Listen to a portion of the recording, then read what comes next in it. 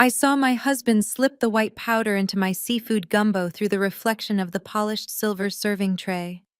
My heart slammed against my ribs so hard I thought it would crack my chest open. But I did not scream. I did not jump up or knock the bowl to the floor. Instead, I waited for the perfect distraction, swapped my bowl with my mother-in-law, and started a silent 5-minute countdown in my head. My name is Charmaine, 35 years old, and somehow still healing from wounds my family inflicted. As a successful software developer and forensic accountant, I had spent years building an empire they could only dream of. I escaped their toxicity early on, but maintained occasional contact. Last Sunday, they insisted on a traditional family dinner to catch up. Between the cornbread and the sweet tea, my mother-in-law leaned forward smirking. "You know, Charmaine, you are lucky we even include you. Pity goes a long way." I simply sipped my water and smiled, knowing what was in the food she was about to eat. Before I continue this story, let me know where you are watching from in the comments below. Hit like and subscribe if you have ever had to stand up to family who underestimated your worth. Growing up in Fairfield meant privilege to outsiders, but inside our sprawling colonial home, emotional coldness permeated every corner. Our 4-bedroom house with its manicured lawn and heated swimming pool was a fortress of expectations I could never quite meet. My childhood bedroom painted pale blue at my mother Elaine's insistence, despite my preference for green became my sanctuary in prison.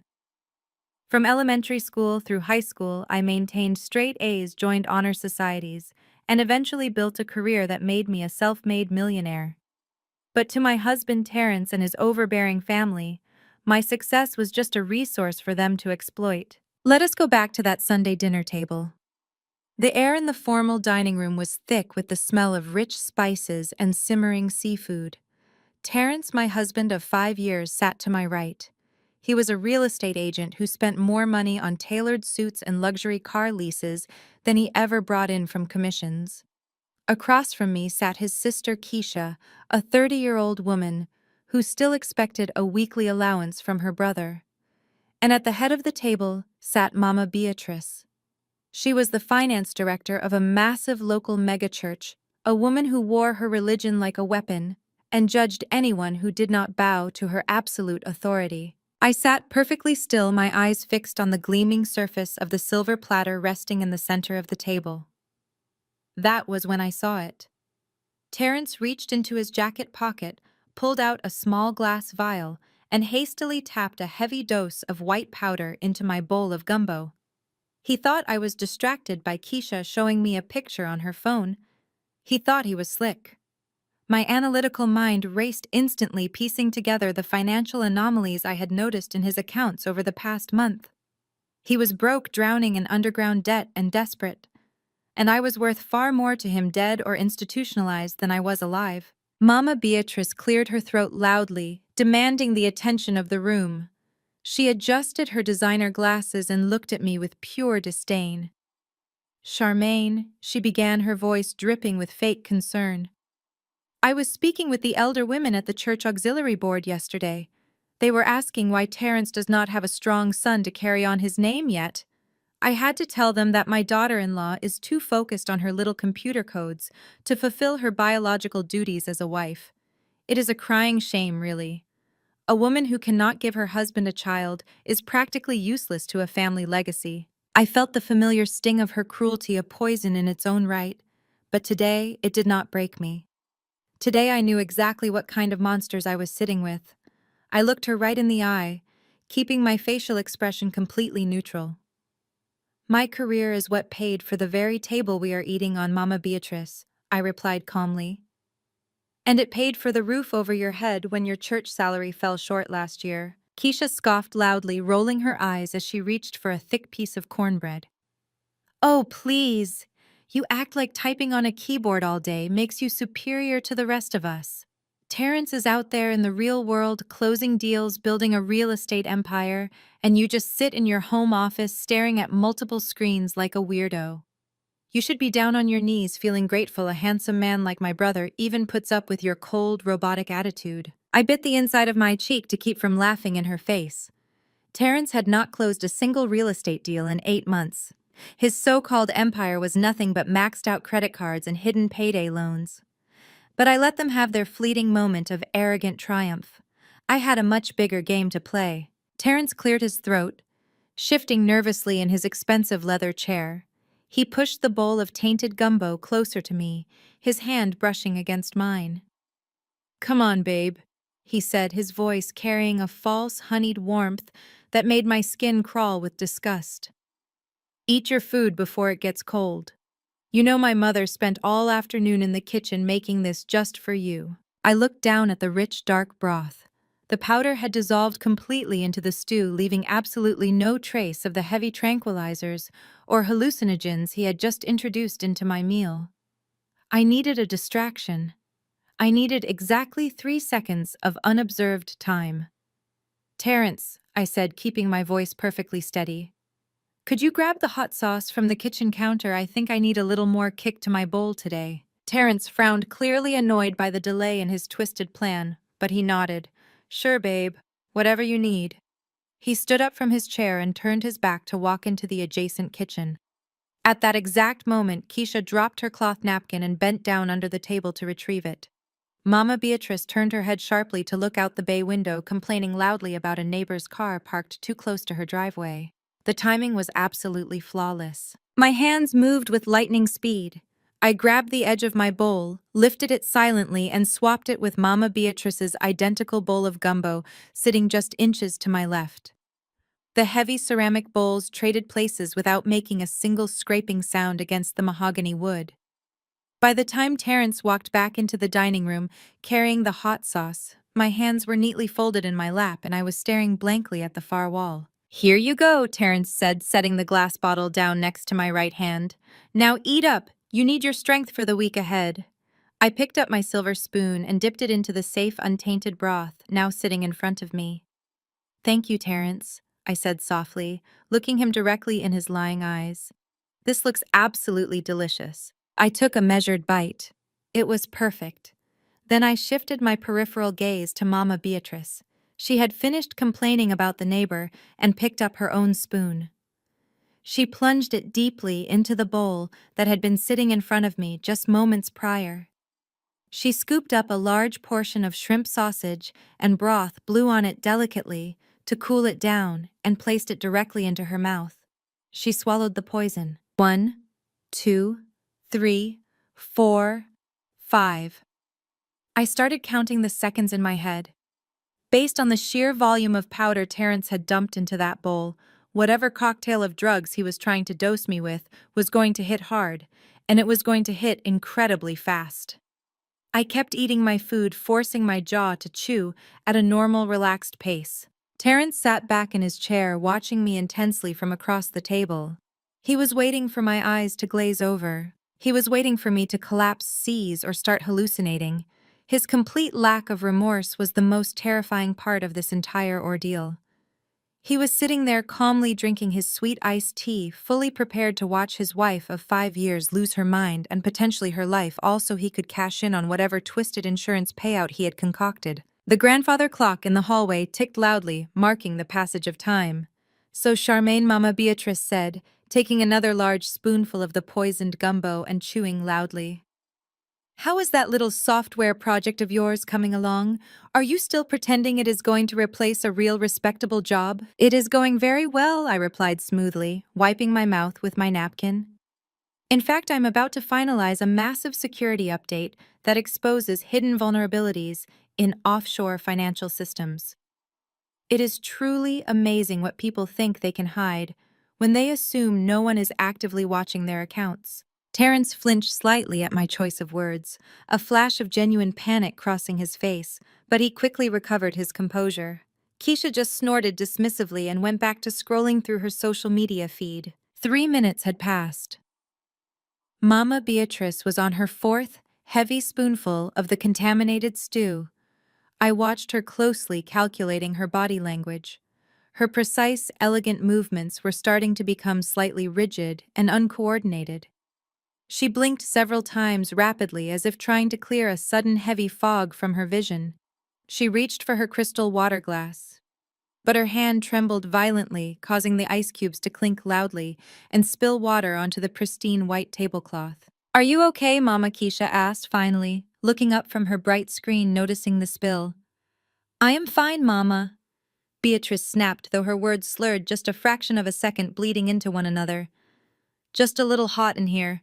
Terrence, go turn down the thermostat right now." Terrence looked confused, but stood up dutifully to adjust the central air conditioning panel on the wall. I kept eating my dinner. 4 minutes. The silence in the dining room began to stretch, pulling tight like a piano wire about to snap under immense pressure. Mama Beatrice abruptly put her spoon down. Her breathing grew incredibly shallow and uneven, her chest heaving. She stared straight ahead into empty space, her eyes widening as if she was seeing something terrifying and entirely invisible to the rest of us. "Mama Beatrice," I asked, injecting just the right amount of innocent daughterly concern into my tone. "Is the gumbo too spicy for you today?" She did not answer me. Instead, a strange low chuckle rumbled deep within her chest. It was a dark, guttural, uncharacteristic sound that made Keisha drop her phone onto the table with a loud clatter. The chuckle bubbled up her throat and erupted into a loud, uncontrollable, hysterical laugh. Mama Terrence asked, turning around from the thermostat. His face drained of all color as he looked at his mother. 5 minutes. The silent countdown in my head reached 0. Mama Beatrice threw her head back violently and let out a piercing, manic shriek of laughter that echoed off the dining room walls. Her manicured hands gripped the edge of the heavy wooden table so tightly her knuckles turned bone white. She looked wildly around the room, her pupils completely dilated, rolling back slightly into her skull. Her dignified church-going facade melted away in a single instant, replaced by a terrifying, uncontrolled madness. The laughter did not stop. It morphed into a wet, choking gasp as Mama Beatrice clawed at the collar of her custom-tailored pink suit. The room descended into absolute chaos within seconds. Darius, my brother-in-law, who had been quietly scrolling on his phone in the corner of the dining room all evening, finally looked up. He dropped his device on the thick Persian carpet, his mouth hanging open in sheer disbelief. Keisha pushed her chair back so fast it tipped over and crashed violently against the hardwood floor. "What is wrong with her?" Keisha screamed, backing away toward the heavy mahogany china cabinet. "Terrence, do something. Call an ambulance right now." Terrence was completely frozen. He stared at his mother, his jaw tight, and then slowly turned his eyes toward the 2 identical ceramic bowls of gumbo sitting on the table. The realization hit him like a physical blow, but before he could even form a coherent thought or make a move, Mama Beatrice began to speak. Or rather, she began to project her darkest, most closely guarded secrets to the entire room at the top of her lungs. The hallucinogens had completely short-circuited the frontal lobe of her brain, stripping away decades of carefully curated religious hypocrisy. "Look at the little demons," she screeched, pointing a shaking jewel-encrusted finger directly at Keisha. "Look at them crawling all over your cheap fake hair. You think the Lord does not see you, Keisha? You think I do not know what you do when the sanctuary doors are locked?" "Know what?" Keisha stammered, looking around frantically, as if actual insects were descending from the ceiling to attack her. "Mama, sit down. You are having a medical emergency. You are having a stroke." "A stroke of genius." Mama Beatrice howled, slamming her fists onto the table so hard the crystal water glasses shattered, sending shards of glass and ice flying across the table. "I know about the youth fund, you little thief. $15,000. You thought you could just skim $15,000 from the church youth retreat fund to pay for your ridiculous cosmetic surgeries and nobody would notice. I had to cook the books. I had to forge the quarterly audit reports to keep the senior pastor from calling the police on my own daughter. You are a disgrace to the sanctuary. You are a thief just like your father was." Keisha's face turned the color of wet ash. She looked at Terrence, then at Darius, her eyes wide with undeniable, paralyzing guilt. She did not even attempt to deny the accusations. The hallucination had acted as a brutal truth serum, ripping away the pious holy roller facade Mama Beatrice wore like impenetrable armor. As a forensic accountant, I cataloged every single word she said. That $15,000 discrepancy was something I could easily track through the church's public tax filings if I needed leverage later. But the drugs Terrence had procured were not just cognitive disruptors. They were a violent, deeply unstable cocktail designed to completely incapacitate the human nervous system. Suddenly, Mama Beatrice stopped yelling. Her eyes bugged out of her head and she gripped her stomach with both hands, letting out a low, agonizing groan that sounded almost demonic.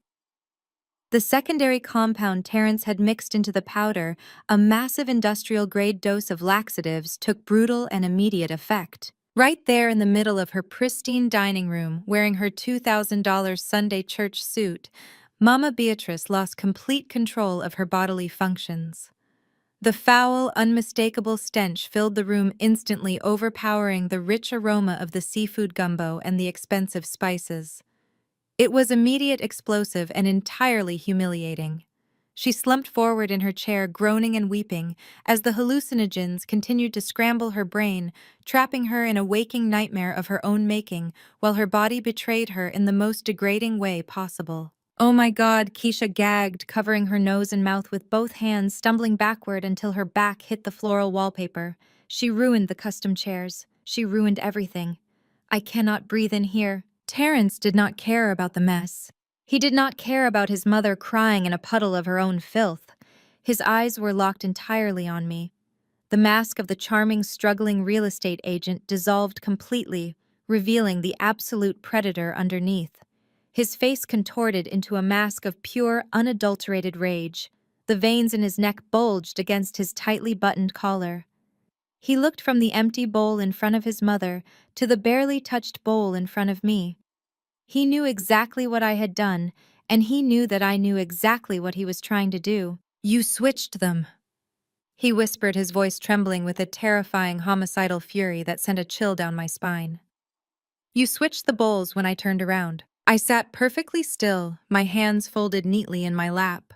I looked at the pathetic, chaotic scene unfolding around me and felt absolutely nothing but cold, calculated clarity. I did not ask him what he was talking about.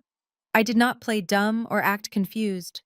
I simply looked him dead in the eye and delivered the truth he could not handle. "If you are going to try and drug your wife to steal a massive life insurance policy, Terrence, you really should not turn your back to get the hot sauce. It is sloppy work, just like your fake real estate accounting. Did you really think I would not notice the offshore transfers?" That was the breaking point. The sound that ripped from Terrence's throat was not human. It was the roar of a cornered animal realizing its trap had snapped shut on its own leg. He lunged across the wide mahogany table, shattering plates and sending silver cutlery flying in every direction. His heavy boots crushed the spilled food as he scrambled over the wood, his hands outstretched like rigid claws. I barely had time to shift my weight backward before his fingers wrapped around my throat. He tackled me, my heavy wooden chair crashing to the floor with a deafening thud. The back of my head slammed against the Persian rug, stars bursting in my vision, but the adrenaline flooded my system instantly. His thumbs pressed deep into my windpipe, brutally cutting off my oxygen supply. His face was inches from mine, spit flying from his lips as he screamed, "I am going to kill you. You ruined everything. You ruined my life. You arrogant, cold-hearted witch. I needed that money. Darius owes the cartel $3 million and you ruined the plan. I will snap your neck right here and tell them you attacked my mother." I clawed at his wrists, my meticulously manicured nails digging deep into his skin, drawing crescent-shaped beads of blood. But he was too heavy, too desperate. The edges of my vision began to darken, a fuzzy gray ring closing in on the periphery of my sight. I needed to breathe. I bucked my hips upward, trying to dislodge his center of gravity, but he pinned my legs down with his knees. Keisha was screaming hysterically in the background, but she did not step forward to help me. She just stood against the wall and watched her brother strangle his wife to death. Darius Terrence roared without looking back, his grip tightening even further. "Help me hold her down. Grab something. Hit her in the head." Darius, whose own life was apparently on the line with whatever underground syndicate he owed money to, snapped out of his shock. He grabbed the heavy wooden dining chair Keisha had knocked over earlier. He lifted it high above his head, stepping carefully over his mother, who was still rolling on the floor, laughing and crying in her own waist. Darius raised the heavy chair, his eyes fixed intensely on my forehead. He was going to cave my skull in and frame it as an accident. He was going to finish what the poison was supposed to start. I stopped struggling against Terrence's grip for a fraction of a second. I let my body go entirely limp. Terrence felt the sudden lack of resistance and, anticipating my loss of consciousness, slightly relaxed his crushing grip on my windpipe to catch his own breath. That was all the leverage my body needed. I brought my right knee up with every ounce of strength I had left, driving it violently into his groin. Terrence let out a high-pitched, breathless gasp, his eyes widening in pure agony. His hands released my throat immediately as he rolled off my chest, curling into a tight fetal position on the floor, clutching himself and groaning in pain. I gasped desperately for air, rolling onto my side, just as Darius brought the heavy oak chair crashing down. The thick wooden legs smashed into the floorboards mere inches from my face, splintering the polished wood into jagged pieces. I scrambled backward across the floor, coughing violently, my throat burning like I had swallowed hot coals. Darius raised the broken chair again, stepping forward to deliver a second fatal blow. I reached into the pocket of my slacks and pulled out my phone, but I did not need to make a call. The fail-safe I had established before I even walked into this house was already in motion. 10 minutes ago, right when Mama Beatrice had started her lecture about my lack of children, I had reached under the table and pressed the emergency SOS button on my Apple Watch. I knew the moment I swapped those bowls that violence was the only language this family had left. I had silently broadcasted my exact GPS location and an open real-time audio feed directly to the local emergency dispatch center. They had heard the confession about the stolen church funds. They had heard Terrence admit to the massive cartel debt, and they had heard him threatening to snap my neck. Before Darius could swing the shattered chair a second time, the piercing, unmistakable wail of police sirens flooded the quiet suburban neighborhood, instantly drowning out Keisha's screaming and Mama Beatrice's psychotic laughter. Red and blue lights flashed wildly through the large bay windows, painting the dining room in a chaotic, strobing glare. Darius froze, the chair still suspended high above his head. He looked toward the window, absolute panic washing over his face. He dropped the chair with a loud clatter and immediately bolted toward the back door, abandoning his brother and his mother without a single second thought. Heavy, hurried footsteps pounded up the front concrete steps. Fists pounded against the solid oak front door, followed immediately by the splintering crash of a heavy tactical battering ram. The thick wooden door burst open off its hinges, and 3 heavily armed police officers flooded into the foyer, their bright tactical flashlights cutting through the dim hallway. "Police, drop your weapons. Show me your hands right now." I remained on the floor, clutching my deeply bruised throat, deliberately looking as helpless and terrified as possible. Terrence, still grimacing in intense pain, fought his way to his knees. He looked at the armed officers, their weapons drawn, and then looked directly at me. In a split second, his twisted survival instinct hijacked his brain. He raised his hands in the air, pointing a shaking finger directly at me. "Officers, help us!" Terrence screamed, perfectly mimicking the frantic terror of a traumatized victim. "Arrest my wife. She poisoned my mother's food and just tried to kill me. She is completely insane.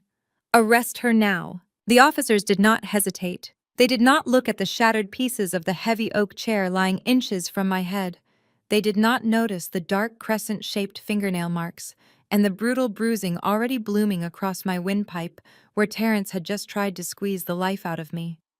They saw a screaming, seemingly traumatized husband begging for help. They saw an older woman rolling on the floor in a state of absolute grotesque psychosis. And they saw me sitting silently on the floor. Their implicit bias made the decision for them in a fraction of a second. 2 officers lunged forward, grabbing my arms and brutally wrenching them behind my back. I felt the cold, heavy metal of the handcuffs bite viciously into my wrists as the ratchets clicked shut. I did not fight back. I knew better than to resist arrest. I went entirely limp, allowing them to haul me up from the ruined dining room floor. As they dragged me toward the broken front door, I locked eyes with Terrence. He was still kneeling on the floor, pretending to cry for the benefit of the police, but the moment the officers turned their backs, a slow, malicious smirk spread across his face. He mouthed the words, "Game over." I was shoved into the back of a smelling, hard plastic seat of a police cruiser. The ride to the precinct was a blur of flashing lights and the crackle of the police radio. I sat in silence, analyzing the board like a grandmaster playing a high-stakes game of chess. Terrence thought he had checkmated me. He thought the police would lock me away, giving him free rein to execute whatever contingency plan he had for the life insurance and the cartel debt. He had no idea what was coming. At the precinct, I was stripped of my personal belongings, save for my clothes, and thrown into a freezing, windowless interrogation room. My left wrist was cuffed to a heavy metal ring bolted to the steel table. The walls were painted a sickening shade of institutional gray.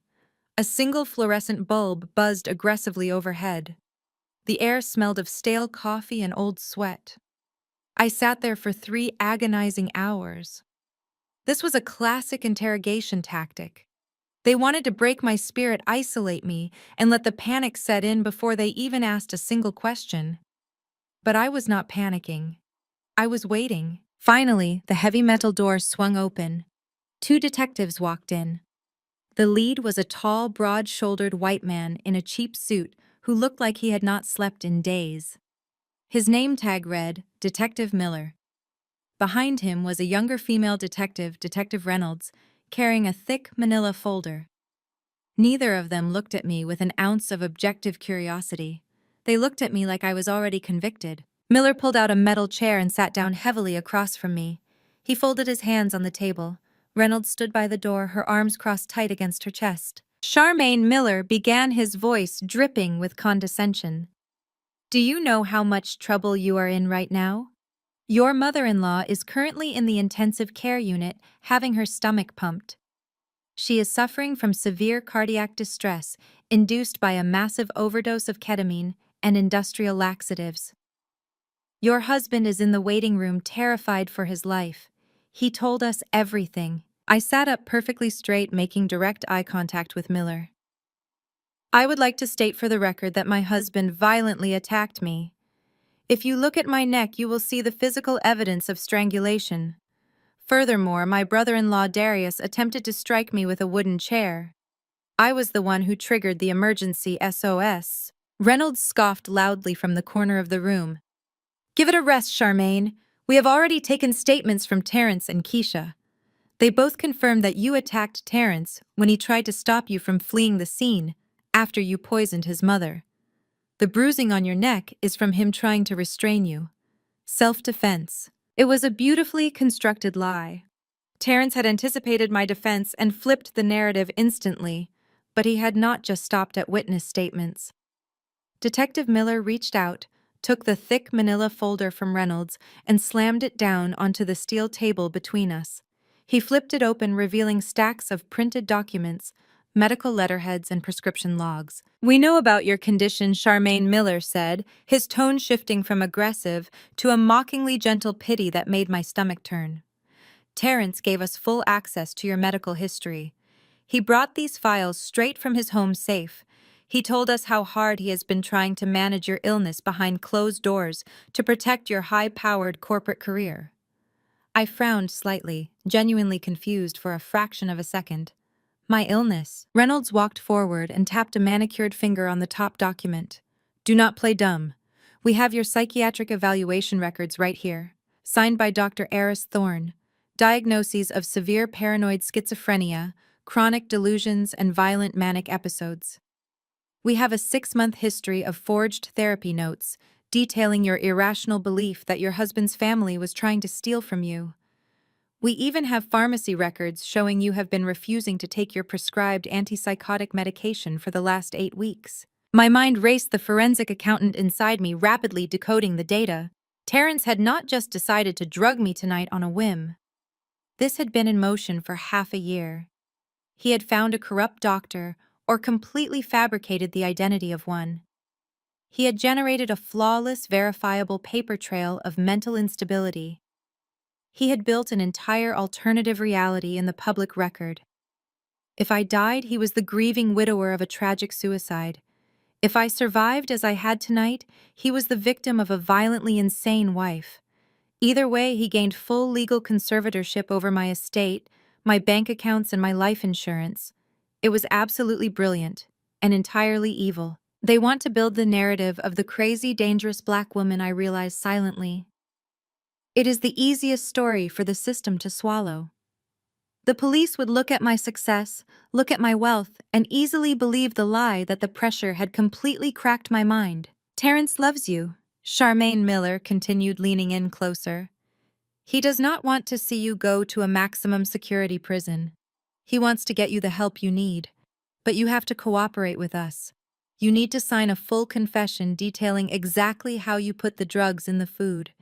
If you confess right now, I can talk to the district attorney. We can bypass a criminal trial and petition for a mandatory indefinite psychiatric hold. You will go to a secure hospital instead of a penitentiary. They were trying to strong-arm me into a false confession. They wanted to close the case before the end of their shift. And if I refused to sign your fabricated confession, I asked softly, my voice completely devoid of emotion. Miller slammed his hand on the table, the loud crack echoing in the small room. Then I will charge you with first-degree attempted murder. I will charge you with aggravated assault. I will make sure the prosecutor asks for no bail. You will sit in a county jail cell while we take this to a jury. With your medical records and 2 eyewitness testimonies against you, you are looking at 20 years behind bars. You will lose your license, your career, your house, and your freedom. Your life as you know it is over. The silence in the room stretched out heavy and suffocating. Reynolds looked at me with disgust. Miller looked at me with impatient anger. They expected me to break. They expected the tears to fall. They expected the panicked begging of a woman whose entire world had just been systematically dismantled by the man she married. Instead, I let out a slow, deliberate breath, and then I smiled. It was not a small smile. It was a wide, genuine, completely relaxed smile that reached my eyes. I saw the immediate confusion register on Miller's face. He recoiled slightly, likely thinking the alleged schizophrenia was manifesting right in front of him. You think this is funny? Reynolds snapped, stepping toward the table. You are looking at 2 decades in a cage, you psycho. I leaned forward as far as the handcuffs would allow. The metal chain clinked sharply against the table. I looked directly into Detective Miller's eyes. I think it is hilarious. Detective, I said, my voice steady and commanding. I think it is hilarious that in your rush to close this case, you completely failed to perform a basic physical search of a corporate fraud investigator. You read those fake medical files and decided you had all the answers. But you missed one very important detail about what I do for a living. Miller frowned, his eyes narrowing. What are you talking about? In my line of work, I deal with men who lie for a living, I explained calmly. Embezzlers, corrupt executives, money launderers. I walk into hostile environments every single day. I never walk into a room without an insurance policy. And I certainly do not sit down to dinner with a husband I know is drowning in cartel debt without keeping my eyes wide open. I shifted my shoulders slightly, sitting up taller. Detective Miller, I want you to look closely at my silk blouse. Notice the top button right below my collarbone. Miller squinted, leaning across the table to inspect my shirt. It is not a button, I whispered. It is a high-definition wide-angle microlens connected to a continuous loop recording device hidden in the lining of my bra. It records both video and crystal-clear audio. It has been recording since I walked into that dining room 2 hours ago. It recorded Terrence pulling the vial from his pocket. It recorded him dumping the powder into my bowl. It recorded me swapping the bowls while his back was turned. And it recorded his full confession about his $3 million debt while his hands were wrapped around my throat. The color instantly drained from Detective Miller's face. Reynolds stopped breathing, her eyes darting from me to the supposed button on my blouse. Now I said, my smile turning into a sharp, predatory grin. Be a gentleman. Unbutton the top button of my silk blouse, pull out the device and plug it into your laptop. Let us watch the tape, Detective. Detective Miller stared at me for a long, heavy moment. The arrogance had entirely vanished from his face, replaced by a pale, creeping dread. His hand shook slightly as he reached across the steel table, his thick fingers clumsily unfastening the top silk button of my blouse. He pulled the tiny black magnetic device free and held it up to the harsh fluorescent light as if holding a live grenade. Detective Reynolds did not say a single word. She simply walked over to the table, opened her heavy silver laptop, and plugged the micro USB drive directly into the port. The interrogation room fell dead silent as the video player launched. There it was in crisp, high-definition color and perfect, unfiltered audio. The recording showed the dining room from my exact point of view. They watched Terrence reach into his expensive tailored jacket. They watched him unscrew the tiny glass vial. They watched the white powder fall silently into my bowl of seafood gumbo. Then the camera shifted wildly for a fraction of a second as I reached across the table and swapped the bowls while his back was turned. They heard Terrence's falsely sweet voice urging me to eat. They heard Mama Beatrice's vile, hypocritical insults about my career and my inability to bear children. But the most damning part was the end. The detectives watched in stunned horror as Terrence violently tackled me to the floor. The audio was crystal clear. They heard every word of his unhinged, desperate confession. They heard him explicitly state his intention to murder me. They heard him explicitly confirm Darius owed $3 million to an underground cartel. They heard him explicitly state that my death was the solution to their massive debt. Reynolds slammed the laptop shut. She looked at me, her face flushed with a mixture of profound embarrassment and professional panic. They had almost railroaded an innocent woman into a 20-year prison sentence or a lifetime in a maximum security psychiatric ward based entirely on forged documents provided by the actual attempted murderer. "Unlock the cuffs." Miller ordered, his voice thick and raspy. He did not look at me. He could not look at me. "Do it right now." Reynolds scrambled to pull the small metal key from her heavy-duty belt. She fumbled with the locks, her hands trembling nervously as the heavy steel cuffs finally snapped open. I rubbed my bruised wrists slowly, taking my time, letting the crushing weight of their colossal failure sit heavily in the small, stifling room. "We are extremely sorry," Charmaine Miller stammered, pulling out his shoulder radio. "I am issuing an immediate statewide arrest warrant for Terrence and Darius. We will send units back to the house and to the hospital right now. You are free to go. We will need the camera as evidence, but you can collect your personal belongings at the front desk." I did not say thank you. I simply stood up, smoothed the wrinkles from my silk trousers, and walked out of the interrogation room without a backward glance. I navigated the busy, brightly lit corridors of the precinct, my mind already 10 steps ahead of the police. Terrence was a coward, but he was a desperate coward with a massive head start. He knew the police would eventually figure out the truth, even if he thought I was locked away for the night. He would not just sit in the hospital waiting room playing the devoted son. I reached the front desk and signed the release forms to get my personal property back. The desk sergeant handed me my leather handbag, my car keys, and my phone. The battery was at 40%. As soon as I powered the device on the screen, completely froze. For a full 10 seconds, the processor struggled to handle the sheer volume of incoming data. And then the notification chimes began. It was not a single alert. It was a rapid, continuous cascade of metallic pings that sounded like a slot machine paying out a jackpot. But this was not a victory. This was an absolute financial slaughter. I stood in the middle of the crowded police lobby, my eyes scanning the notifications pouring in from 5 different banking applications. Alert. Transfer of $50,000 from joint savings to external account approved. Alert. Transfer of $75,000 from emergency fund money market to external account approved.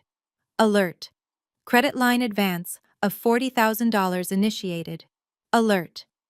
Home equity line of credit drawn for maximum available balance of $90,000. My heart slammed against my ribs, but the forensic accountant in me instantly suppressed the rising panic. I opened the banking applications one by one. The balances were zero. Negative. Maxed out to the absolute limit. I sat in a hard plastic chair against the lobby wall, my fingers numb analyzing the timestamps. He had executed the first transfer exactly 4 minutes after the police dragged me out of the dining room. He had literally been tapping the authorized buttons on his phone while he was faking tears in front of the arresting officers. The sheer sociopathic calculation of it all was breathtaking. He had bypassed the two-factor authentication by intercepting the security codes routed to our home landline, which he had clearly forwarded to his own mobile device before the dinner even started. He had drained over $250,000 in pure liquid cash in less than 180 minutes. My entire safety net, the money I had worked 70-hour weeks to build from the ground up, was completely gone. I pushed through the heavy glass doors of the precinct and stepped out into the freezing torrential rain. The storm had finally broken over the city, washing the dark streets in a cold, unforgiving downpour. I pulled my coat tightly around my shoulders and sprinted to my car parked 3 blocks away in a dimly lit municipal lot. Just as I slid into the driver's seat, shivering and soaked to the bone, my phone rang. It was Detective Miller. Charmaine, his voice was tight, completely breathless. "We sent squad cars to the hospital to arrest Terrence. He is gone." I started the engine, blasting the heat to stop my teeth from chattering. Gone where, I asked, though I already knew the answer deep in my gut. "He never even checked his mother into the intensive care unit," Miller explained, the frustration evident in his harsh tone. "The triage nurse said Terrence brought Mama Beatrice into the emergency room lobby, but the moment he saw a uniformed transit officer standing near the vending machines, he panicked. He grabbed her wheelchair, turned right back around, and shoved her into the back of his luxury SUV. He smuggled an actively overdosing woman out of a medical facility. We have traffic cameras tracking his vehicle, heading northbound out of the city limits, but he has shut off his cell phone entirely. We do not know where he is taking her." "He is taking her to his secure location," I replied, my voice completely devoid of panic. "He needs her alive, Detective. She is the finance director of a megachurch. She controls millions in untaxed donations, property deeds, and anonymous charity routing numbers. If he is running, he needs her access codes to leverage the church assets. He is going to drain the congregation just like he drained me. We will find him, Charmaine, I promise you." I hung up the phone without another word. I did not trust Detective Miller to find his own car keys, let alone a desperate cornered man running from cartel enforcers. I looked down at my designer wallet sitting on the passenger seat. I opened it. I had exactly $12 in crumpled cash and a stack of premium credit cards that were currently burning holes through my flawless credit score. Terrence thought he had broken me. He thought leaving me penniless and stranded in the rain would force me to surrender. He forgot that true wealth is not just numbers in a bank account. Wealth is knowledge. And I knew how to track hidden money better than anyone on the eastern seaboard. I reached into the back seat and grabbed my heavy, reinforced briefcase. I pulled out my primary workstation, a high-end laptop heavily encrypted and loaded with proprietary forensic tracing software. I plugged the computer into the car power inverter, flipped open the screen, and tethered it to my phone mobile hotspot. The cool, blue glow of the screen illuminated the dark, rain-streaked interior of my car. I cracked my knuckles, the bruising on my neck throbbing with a dull, persistent ache, and went to work. I logged directly into the back-end administrative portals of my compromised bank accounts. I bypassed the standard user interface and pulled the raw, unfiltered transaction logs. I needed the destination routing numbers and the specific IP addresses of the devices that authorized the final outgoing transfers. Terrence was incredibly sloppy. He was moving way too fast, fueled by adrenaline, greed, and terror. He had masked his digital location using a basic commercial virtual private network, but a cheap commercial VPN is absolutely nothing against military-grade packet-sniffing algorithms. My fingers flew across the keyboard, typing complex lines of code into the command terminal. I stripped away the false IP addresses layer by layer. I watched the digital trail bounce from a proxy server in Miami to a relay station in London and finally drop its heavy anchor.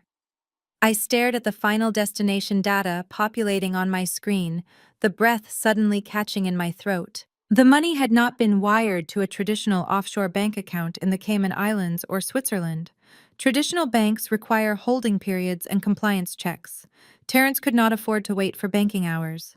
The entire $250,000 had been instantly converted through an unregulated shadow exchange into untraceable cryptocurrency. But that was not what made my blood run cold. I ran the destination wallet address through an international threat database I frequently used for high-level corporate espionage cases. The system flagged the alphanumeric address instantly. Bright red warning banners flooded my entire screen, flashing aggressively in the dark car. This digital wallet did not belong to a local neighborhood bookie. It did not belong to a disorganized street gang. The digital signature matched a known laundering node exclusively used by an incredibly violent international trafficking syndicate operating out of Eastern Europe and the Caribbean. Darius did not just owe money to bad men playing poker in a basement. He owed money to a sophisticated organization that routinely dismantled entire corporations, bribed federal judges, and assassinated rivals to collect their outstanding debts. And Terrence had just funneled my entire life savings directly into their central ledger as a microscopic down payment. I sat completely alone in my car, the rain pounding violently against the windshield, the flashing red alerts reflecting in my wide eyes. This was no longer just a bitter domestic dispute. This was no longer just about a toxic family trying to steal a house or cash in an insurance policy. My husband and his family were deeply, inextricably embedded in a massive, coordinated criminal syndicate. Terrence had smuggled Mama Beatrice away, not just to hide from the local police, but to hide from the cartel enforcers who were undoubtedly coming to collect the remaining $2.75 million Darius still owed them. I closed the laptop with a sharp, echoing snap. I was totally broke. I was physically exhausted. My throat was bruised and heavily swollen. But for the first time since this terrible nightmare began, I was not playing defense anymore. I started the car engine, shifted the gear into drive, and pulled out into the stormy night. It was time to go hunting. I navigated the slick, flooded streets of Atlanta with a cold, mechanical precision. I could not go back to my house. The police might be there processing the scene, or worse, Terrence might have sent someone from the cartel to finish the job he started. I needed a secure location with blazing fast internet and absolute privacy. I drove directly to my corporate office building. I parked in the heavily guarded underground garage, flashed my platinum clearance badge to the night security watchman, and took the private executive elevator straight to the 24th floor. The office was pitch black, silent, and completely secure. I walked into my corner office, locked the heavy reinforced glass door behind me, and plugged my laptop directly into the company mainframe. I needed the massive processing power of our enterprise servers to crack Terrence's hidden files. I had managed his digital life for years. I knew his primary passwords, his security questions, and his recovery emails. He was a vain, predictable man who used his high school football jersey number and his mother's birth year for almost everything. But when I logged into his main cloud drive, I found exactly what I expected: a hidden, heavily encrypted partition. He had likely paid someone a lot of money to set it up, but it was nothing compared to the proprietary forensic decryption algorithms I used to dismantle fraudulent offshore corporations on a daily basis. I routed the encrypted partition through our mainframe, launching a brute force attack designed to shatter commercial-grade firewalls in minutes. While the algorithm ran, I stared out the floor-to-ceiling windows at the rain-soaked Atlanta skyline. My throat still throbbed intensely. The phantom feeling of Terrence's hands squeezing my windpipe was a dark reminder of exactly who I was dealing with. He was not just a greedy husband anymore.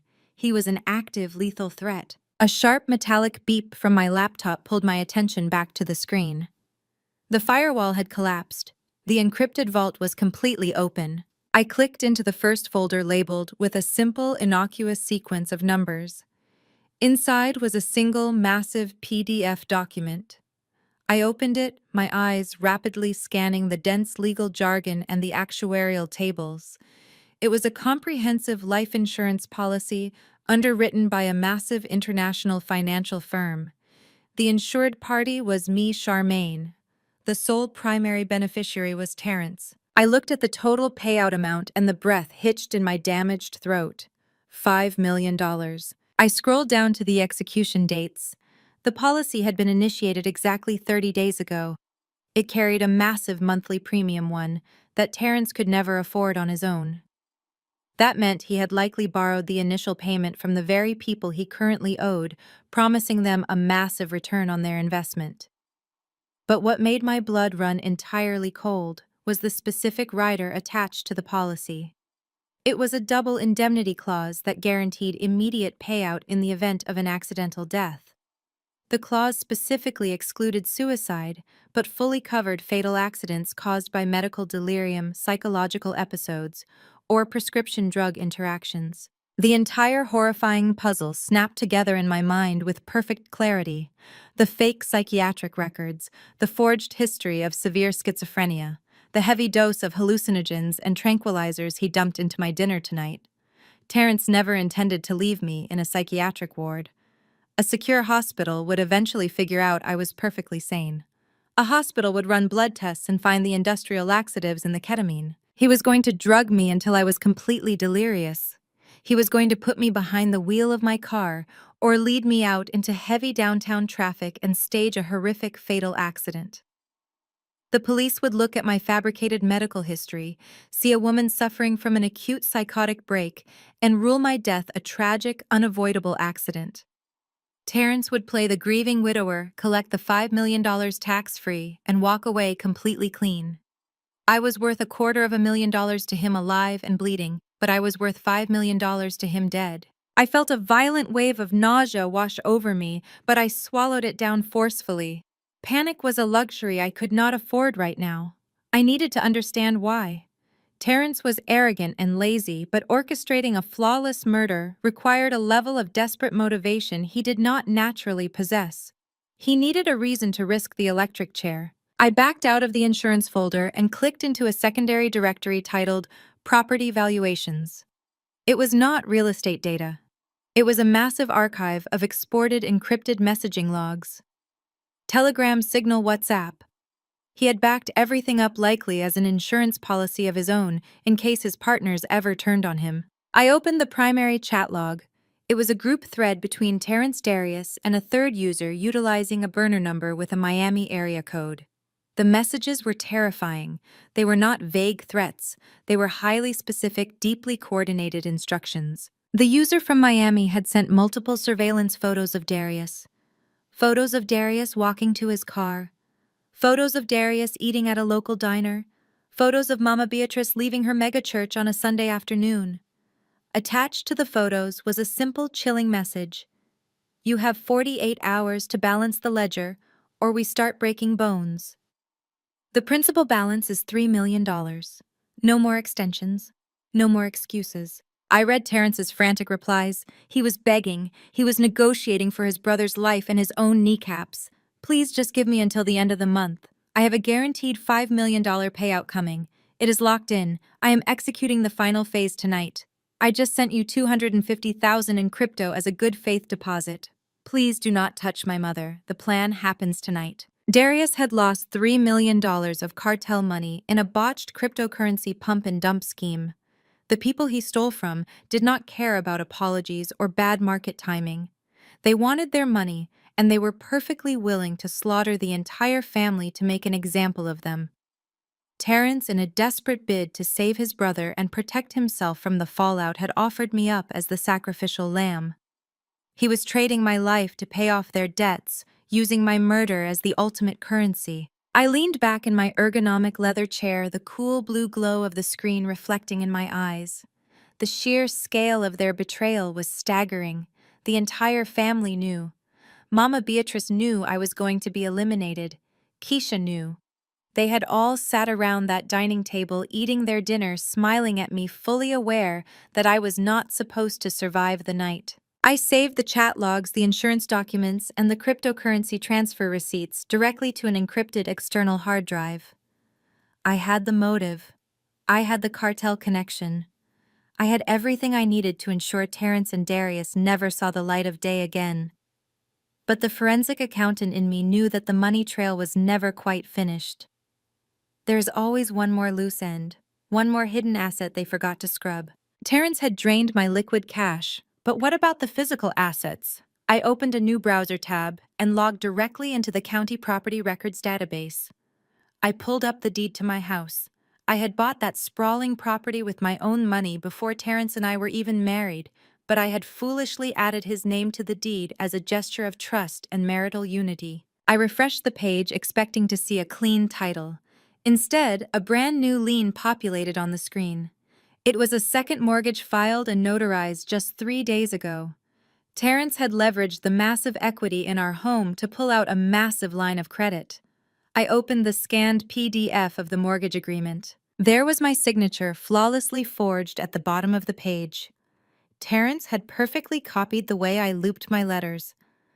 But it was the second signature on the document that made my heart stop entirely. Right next to Terrence's name was a co-signer, a woman, Sarah Collins. I stared at the name, Sarah Collins. I ran the name through my memory, filtering through distant cousins, Terrence's past clients, colleagues from his failing real estate agency. Nothing. I had absolutely no idea who this woman was. Why would a complete stranger be co-signing a massive second mortgage on my house? And more importantly, how did a traditional bank approve a massive loan with a forged primary signature and a random co-signer? I zoomed in on the notary seal stamped at the bottom of the document. The notary block included the address where the signatures were executed and legally verified. It was not a bank branch. It was not a generic public notary office in a strip mall. It was a commercial address. Suite 4500. I highlighted the address, copied it, and pasted it into a search engine.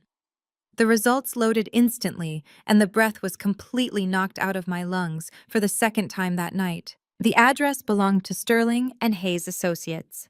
It was not a mortgage brokerage. It was not a title company. It was one of the most ruthless, high-end, and expensive family law firms in downtown Atlanta. They specialized in one thing and one thing only: high-net-worth hostile divorces. Terrence was not just planning to murder me. He had a backup plan, a mistress, a legal ambush. And whoever this Sarah Collins was, she was sitting right in the middle of a prestigious law firm helping my husband steal my house out from under me, while I was busy fighting for my life in a cold interrogation room. I looked at the digital clock on my computer screen. It was 4 in the morning. The sun would be up soon. The banks would open. The law firms would unlock their heavy glass doors. I closed the laptop, slid it into my reinforced briefcase, and stood up. The fear was entirely gone, replaced by a cold, calculating rage. Terrence thought he had played the ultimate hand. He thought he had left me with absolutely nothing. He was about to learn what happens when you try to steal from a woman who builds empires for a living. I grabbed my keys and headed for the elevator. I had a very important appointment to make in downtown Atlanta. I arrived at the towering glass and steel skyscraper housing Sterling and Hayes Associates just as the heavy rain finally began to taper off into a cold, miserable drizzle. The sun struggled to pierce the thick gray clouds hanging over downtown Atlanta, casting long, harsh shadows across the wet pavement. I parked my car in the adjacent parking garage, grabbed my reinforced briefcase, and walked straight through the massive revolving doors of the lobby. I did not bother checking my reflection in the glass. I knew exactly what I looked like. My hair was damp, my clothes were wrinkled from sitting in a police precinct, and my car all night, and my neck was ringed with the ugly dark purple bruises Terrence had left on my skin. But I did not care. I was not here to look presentable. I was here to freeze my assets and burn a hole right through his contingency plan. I rode the high-speed elevator up to the 45th floor in total silence. When the polished metal doors slid open, I stepped out into a reception area that practically screamed exorbitant wealth. The floors were imported Italian marble. The walls were paneled in rich, dark mahogany. A massive abstract modern art piece hung behind a sleek, minimalist reception desk crafted from a single slab of white quartz. This was not a firm that handled simple traffic tickets.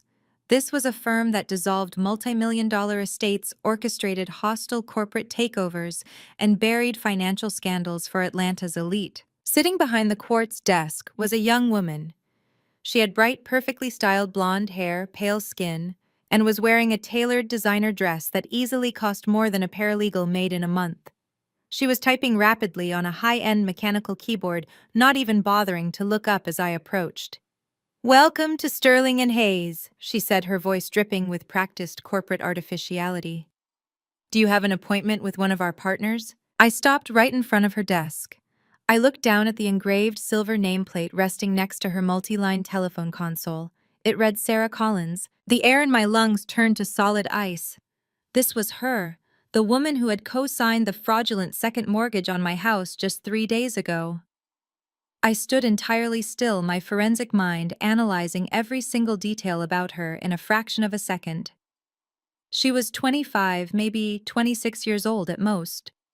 She wore a heavy gold Cartier love bracelet on her right wrist, the exact same bracelet I had noticed on Terrence's credit card statement 6 months ago, which he swore was a corporate gift for a wealthy female client. I am looking for Sarah Collins, I said, keeping my voice completely flat and devoid of any emotion. She finally stopped typing. She looked up, her blue eyes scanning my wrinkled clothes, my unkempt hair, and the dark bruising around my throat. A flicker of something crossed her face. It was not confusion. It was not polite professional concern. It was recognition. She knew exactly who I was before I even said my name. I am Sarah, she replied, leaning back in her ergonomic leather chair and crossing her arms. And you must be Charmaine. Terrence told me you were intense, but I did not expect you to show up at my place of work, looking like you just crawled out of a dumpster. She did not flinch. She did not panic at the sight of the lawful wife standing in front of her. Instead, a slow, incredibly smug smile spread across her face. The sheer audacity of her reaction confirmed everything I needed to know about Terrence's hidden life. I placed my briefcase on the pristine surface of her desk. I'm going to make this very simple for you, Sarah. I know about the second mortgage you signed on my property 3 days ago. I know Terrence forged my signature on the primary application. I am here to speak with the senior managing partner of this firm to inform them that their receptionist is actively participating in a massive bank fraud scheme, and then I am calling the federal authorities. Sarah laughed. It was a bright, airy, mocking sound that echoed loudly in the cavernous marble lobby. She did not reach for the phone. She did not buzz for a manager. She simply reached out and adjusted her gold bracelet. You are not calling anyone, Charmaine, Sarah said, her voice dropping the professional customer service tone and taking on a sharp, venomous edge. And you are certainly not seeing a partner. You really think you are the first angry wife who has marched in here waving her hands around. You have absolutely no idea how any of this works. I remained perfectly still. Educate me, I challenged softly. Terrence and I have been together for 3 years, she stated proudly as if announcing an achievement. 3 years. While you were sitting in your home office staring at spreadsheets, he was with me. He only married you because of your flawless credit score and your corporate salary. You were nothing but a bankroll to him, a stiff, boring accountant who provided the financial stability he needed while he figured out his real estate investments. Real estate investments, I repeated, almost amused by her profound ignorance. You mean his $3 million debt to an international cartel? Sarah waved her hand dismissively. I know all about his brother's little gambling problem. Terrence is handling it, and part of that handling involves liquidating dead weight. Which brings us to the house. She leaned forward, resting her elbows on the desk, her eyes gleaming with malicious triumph. You see, Charmaine, you are very smart with numbers, but you are incredibly stupid when it comes to the law. That document you think is a forged mortgage application is not a standard loan. It was a collateralized debt obligation wrapped in a blind trust. Terrence used a fully notarized, completely legal general power of attorney to execute the paperwork. A power of attorney you signed last year when you two were setting up your joint tax shelter. Remember that? My mind flashed back to the previous tax season. Terrence had shoved a stack of documents in front of me while I was on an urgent conference call, claiming it was just standard filing paperwork for our accountant. I had signed it without conducting my usual thorough review. It was the single biggest mistake of my entire life. He used that power of attorney to authorize a massive equity withdrawal. Sarah continued, thoroughly enjoying every second of her monologue. But he did not take the money in cash. He transferred the equity liability directly to a limited liability company, an LLC, that I fully own and operate. When the primary mortgage defaults at the end of this month, my LLC is legally positioned to assume full ownership of the property deed in exchange for settling the debt. It is a completely airtight legal loophole designed by the best attorneys in this very building. You do not own that house anymore, Charmaine. I do. She smiled brightly, showing off her perfectly straight white teeth. Terrence and I are moving in together as soon as the eviction notice clears. So you can take your little briefcase and walk right back out into the rain. You have absolutely nothing left. Terrence took your cash, he took your house, and he took your dignity. I looked at this arrogant 25-year-old woman. She genuinely believed she had outsmarted a senior forensic investigator. She genuinely believed that holding a piece of paper orchestrated by a desperate cartel-indebted coward made her untouchable. She was standing on the deck of the Titanic bragging about the luxurious quality of her deck chair, while the ship was already entirely underwater. I did not scream. I did not cry. I did not validate her cruel little victory by showing a single ounce of emotional distress. I simply stared at her with a look of profound clinical pity. "You think you won a prize, Sarah?" I said, my voice barely above a whisper. "You think Terrence loves you." Terrence drugged my food last night.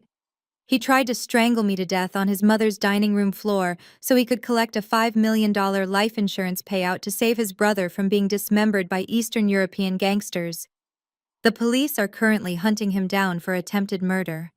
And the moment they catch him, they are going to look at the woman who just fraudulently assumed ownership of his primary asset. Sarah's smug smile faltered for a fraction of a second, a tiny flicker of doubt crossing her pale features, but she quickly masked it with aggressive indignation. "You are a liar," she snapped, her voice rising in pitch. "Terrence warned me you would try to make up crazy stories to ruin his reputation. He told me you were mentally unstable." She slammed her hand down on the desk and grabbed the sleek black telephone receiver. "I am done listening to your psychotic delusions. You need to leave my firm right now. If you do not turn around and walk out those doors, I am calling building security. I am not going to sit here and be threatened by an angry black woman causing a scene in my lobby." There it was, the ultimate predictable weapon. The moment she felt even slightly threatened by my composure, she immediately weaponized my race. She wanted me to raise my voice. She wanted me to snatch the phone out of her hand. She wanted the large armed security guards in the lobby downstairs to come up here and see a loud, aggressive black woman terrorizing a fragile blonde receptionist. It was a trap I had navigated my entire corporate life. I did not take the bait. I simply smiled, a cold, empty expression that made her hand freeze on the telephone dial pad. While she was entirely focused on trying to provoke a reaction out of me, my eyes naturally drifted down to the surface of her pristine quartz desk. Beneath her manicured hand lay a stack of freshly printed documents. They were wire transfer authorization forms likely waiting to be filed or shredded. My eyes automatically scanned the columns of numbers. It was a reflex I could not turn off. I read routing numbers the way other people read the morning news. I scanned the first line. I scanned the second line. Then my eyes locked onto the third string of numbers. 0, 4, 1, 2, 8, 7, 9. My breath stopped in my throat.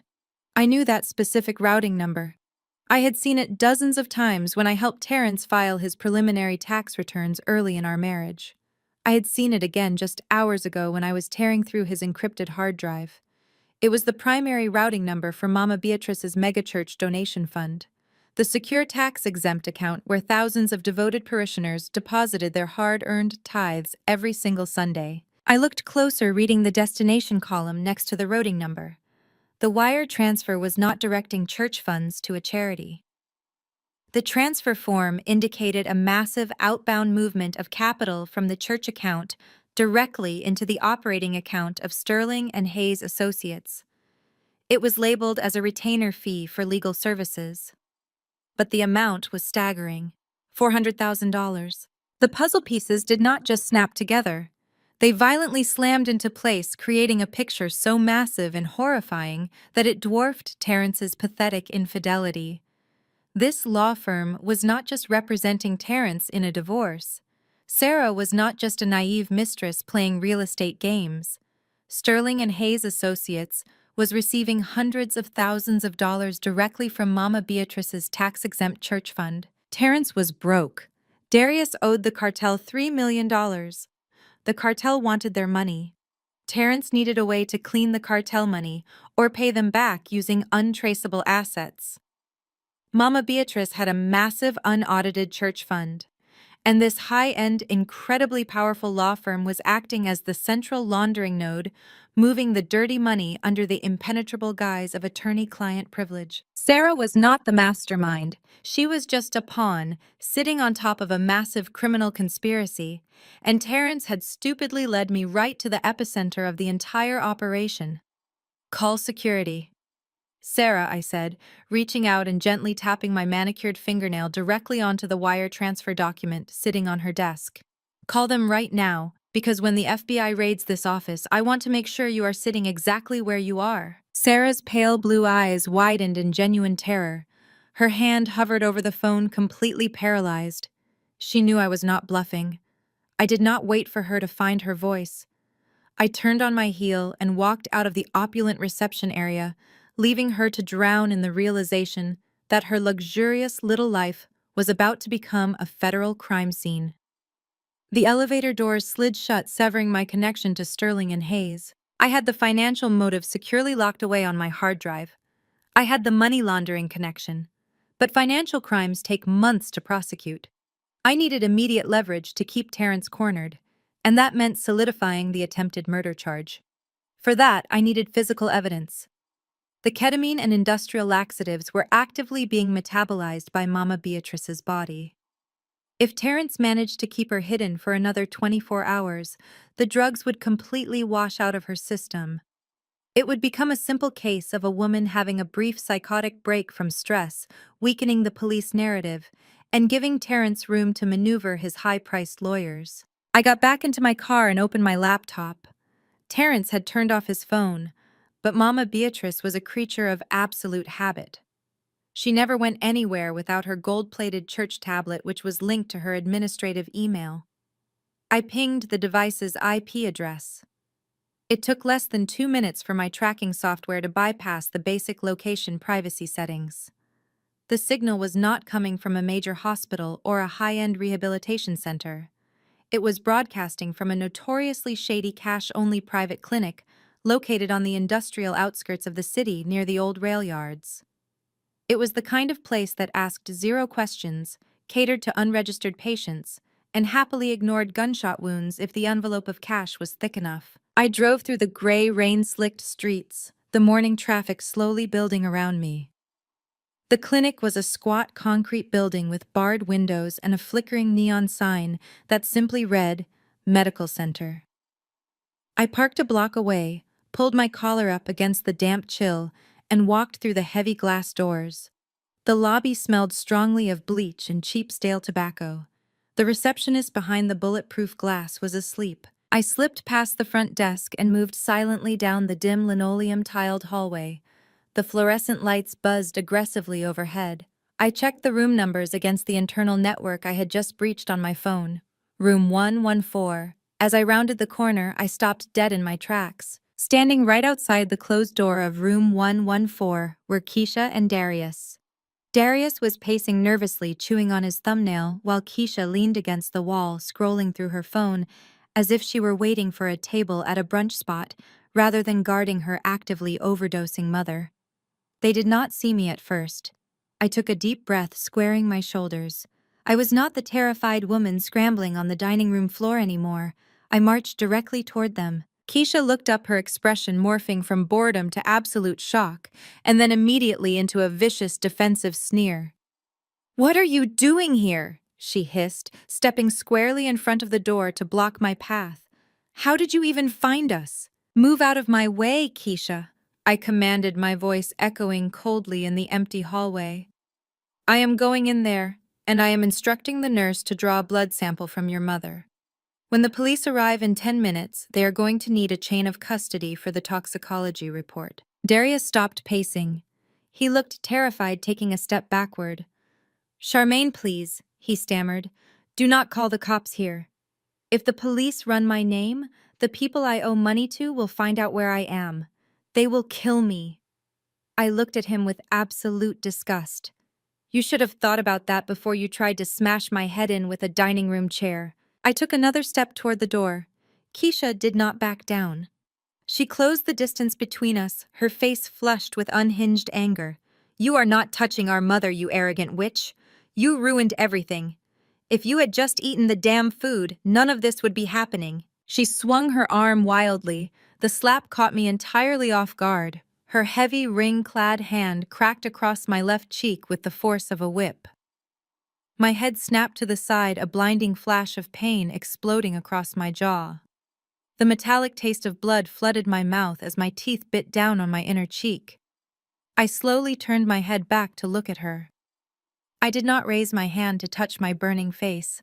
I just stared at her with a dead, hollow intensity that made her instinctively recoil. You hit me because you are weak, Keisha, I said quietly, the blood staining my teeth. You are all so incredibly weak.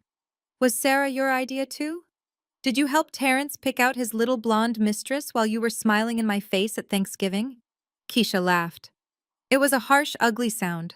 Her guilt completely vanished, replaced by the toxic, venomous truth she had been holding back for years. Idea. She spat, pointing a manicured finger at my chest. Sarah was at our family barbecue last summer while you were out of town on a business trip. We all knew about her. We loved her. She actually knows how to act like a supportive woman. She does not sit around acting like she is better than everyone else just because she has a corporate job. Darius looked at the floor, refusing to make eye contact, confirming every single word she said. You thought you were so superior? Keisha continued, her voice rising in hysteria. You thought because you paid the mortgage and bought the groceries that you owned Terrence. You never let us breathe. Every time I asked for a loan, you gave me a lecture about financial responsibility. Every time Darius needed capital for an investment, you ran a background check and humiliated him. You were a warden, Charmaine, not a wife. So you decided to kill me, I summarized, feeling the absolute moral bankruptcy of the people standing before me. You justified my murder because I would not let you leech off my salary. Do not play the victim, Keisha snarled, taking another aggressive step forward. You brought this on yourself. You suffocated him. When Terrence told Mama Beatrice about the insurance policy, she did not even flinch. She prayed on it. Do you hear me? She prayed on it and told Terrence that the Lord works in mysterious ways to provide for his faithful. She gave him her blessing to get rid of you. She said you were a barren, stubborn mule and that Terrence needed to secure the family legacy. We needed that money to save Darius. We needed that money to protect the church. You were just collateral damage. The words hung in the sterile air of the clinic hallway. Mama Beatrice had literally prayed for my death. A woman who stood at a pulpit and collected tithes in the name of God had given her son the spiritual green light to poison his wife for $5 million. It was a level of depravity so profound, it almost defied logic. I spit the blood out of my mouth onto the pristine linoleum floor right at Keisha's feet. Well, I said, my voice dropping to a dangerous whisper, the Lord did work in mysterious ways tonight. Because your mother just financed a federal racketeering case against her own church, your brother is going to federal prison, and you are going to be completely broke for the rest of your miserable life. I reached into my pocket to pull out my phone, fully intending to call Detective Miller and give him the exact room number of the clinic. But before my fingers could unlock the screen, a heavy door creaked open at the far end of the dim corridor. Slow, measured footsteps echoed against the tile. I looked past Keisha's shoulder. Emerging from the deep shadows near the emergency exit was Terrence. He looked completely unhinged. His expensive suit was torn and stained, his eyes were bloodshot and sunken, darting around with the paranoid energy of a hunted animal. But he was not running. He was walking directly toward me with a chilling, artificial calmness. In his right hand, he held a thick, tightly sealed manila envelope. He stopped a few feet away, looking at the fresh red mark on my face and the blood on my lips. A cruel, satisfied smirk twisted his features. He did not look like a man whose murder plot had just been exposed. He looked like a man who was holding the winning lottery ticket. You just could not leave it alone, could you? Charmaine Terrence said, his voice echoing in the narrow space. You just had to go digging. You always have to be the smartest person in the room. He raised the thick manila envelope, tapping it rhythmically against his leg. You think you have me backed into a corner because of a video recording and a few offshore bank transfers. You think you can just freeze my assets and walk away. He let out a low, dark chuckle that sent a shiver down my spine. You want to play hardball, Charmaine?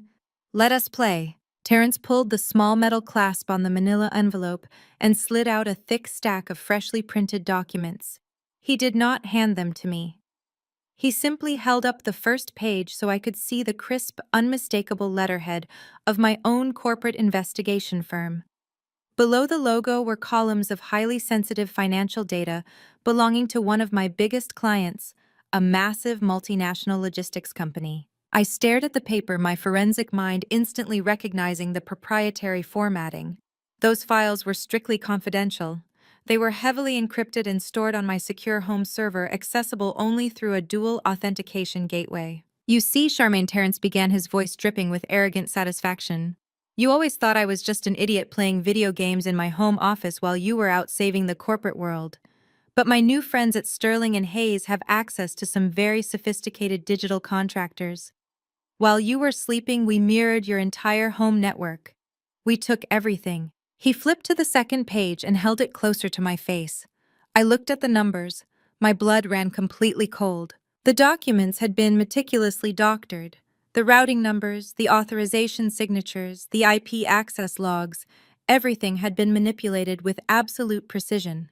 The forged transaction histories made it look like I had been actively siphoning tens of millions of dollars from my corporate clients into a complex web of offshore shell companies. And right there at the bottom of the page was my social security number listed as the primary beneficiary of those illegal accounts. It is a masterpiece, really. Terrence bragged, his eyes wide with manic energy. A senior forensic accountant embezzling from the very hedge funds she is supposed to be auditing. It is the ultimate betrayal of trust.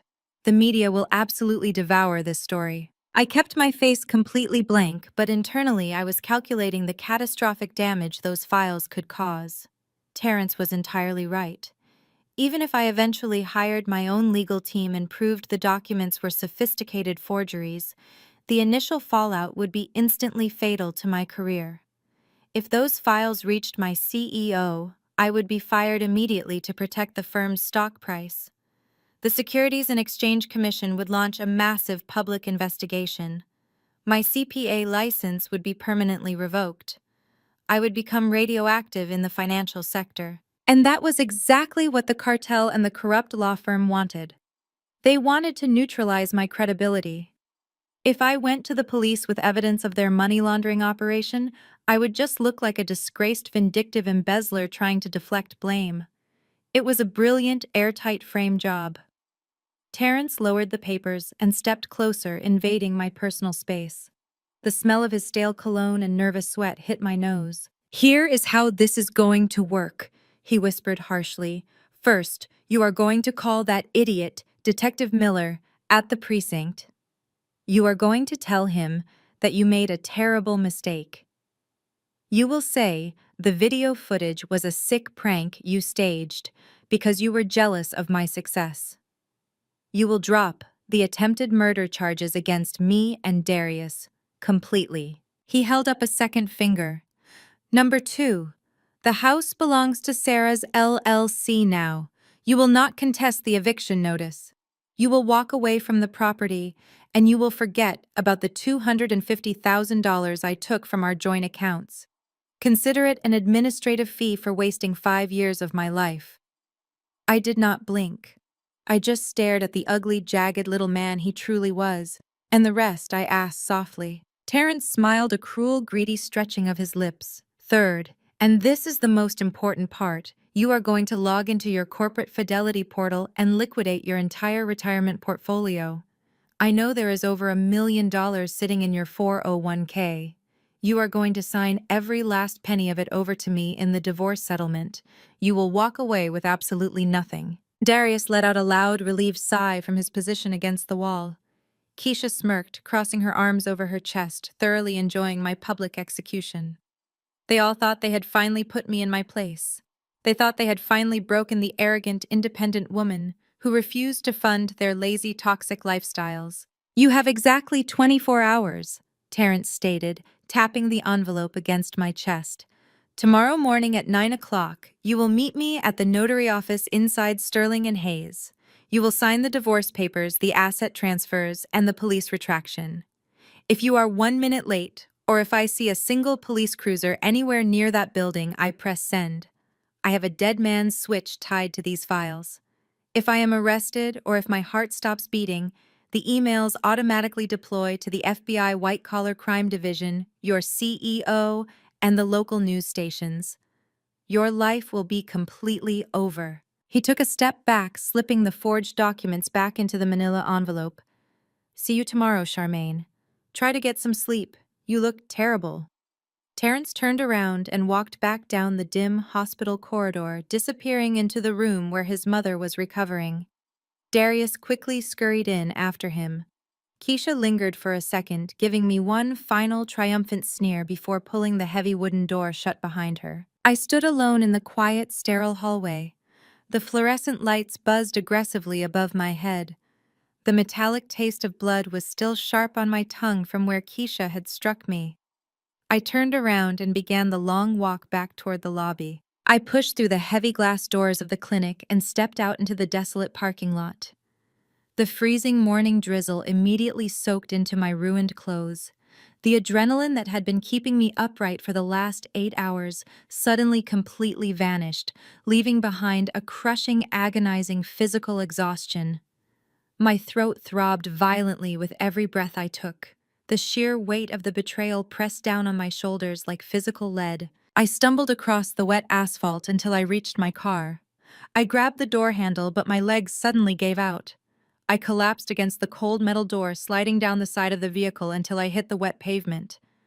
I pulled my knees to my chest, wrapped my arms around my legs, and began to cry. It was not a quiet, dignified cry. It was a loud, hysterical, gasping sob. I buried my face in my hands, letting my shoulders shake violently. I wailed into the empty parking lot, the sound of my absolute despair echoing off the surrounding concrete walls. I was a broken woman, a woman who had just lost her husband, her home, her life savings, and her entire career in a single night. A pair of bright headlights swept across the parking lot, cutting through the morning gloom. Terrence's black luxury SUV rolled slowly past my position. The vehicle slowed to a crawl right in front of my car. The passenger side window slid down silently. Terrence leaned across the plush leather console, looking down at me huddled on the wet ground. He laughed. It was a loud, victorious, deeply satisfied laugh. He reached out the window, casually flicked a burning cigarette butt onto the wet pavement inches from my shoes, and then slammed his foot on the gas. The SUV engine roared as he sped out of the parking lot, turning onto the main access road and vanishing from sight. I stayed on the ground for exactly 10 more seconds.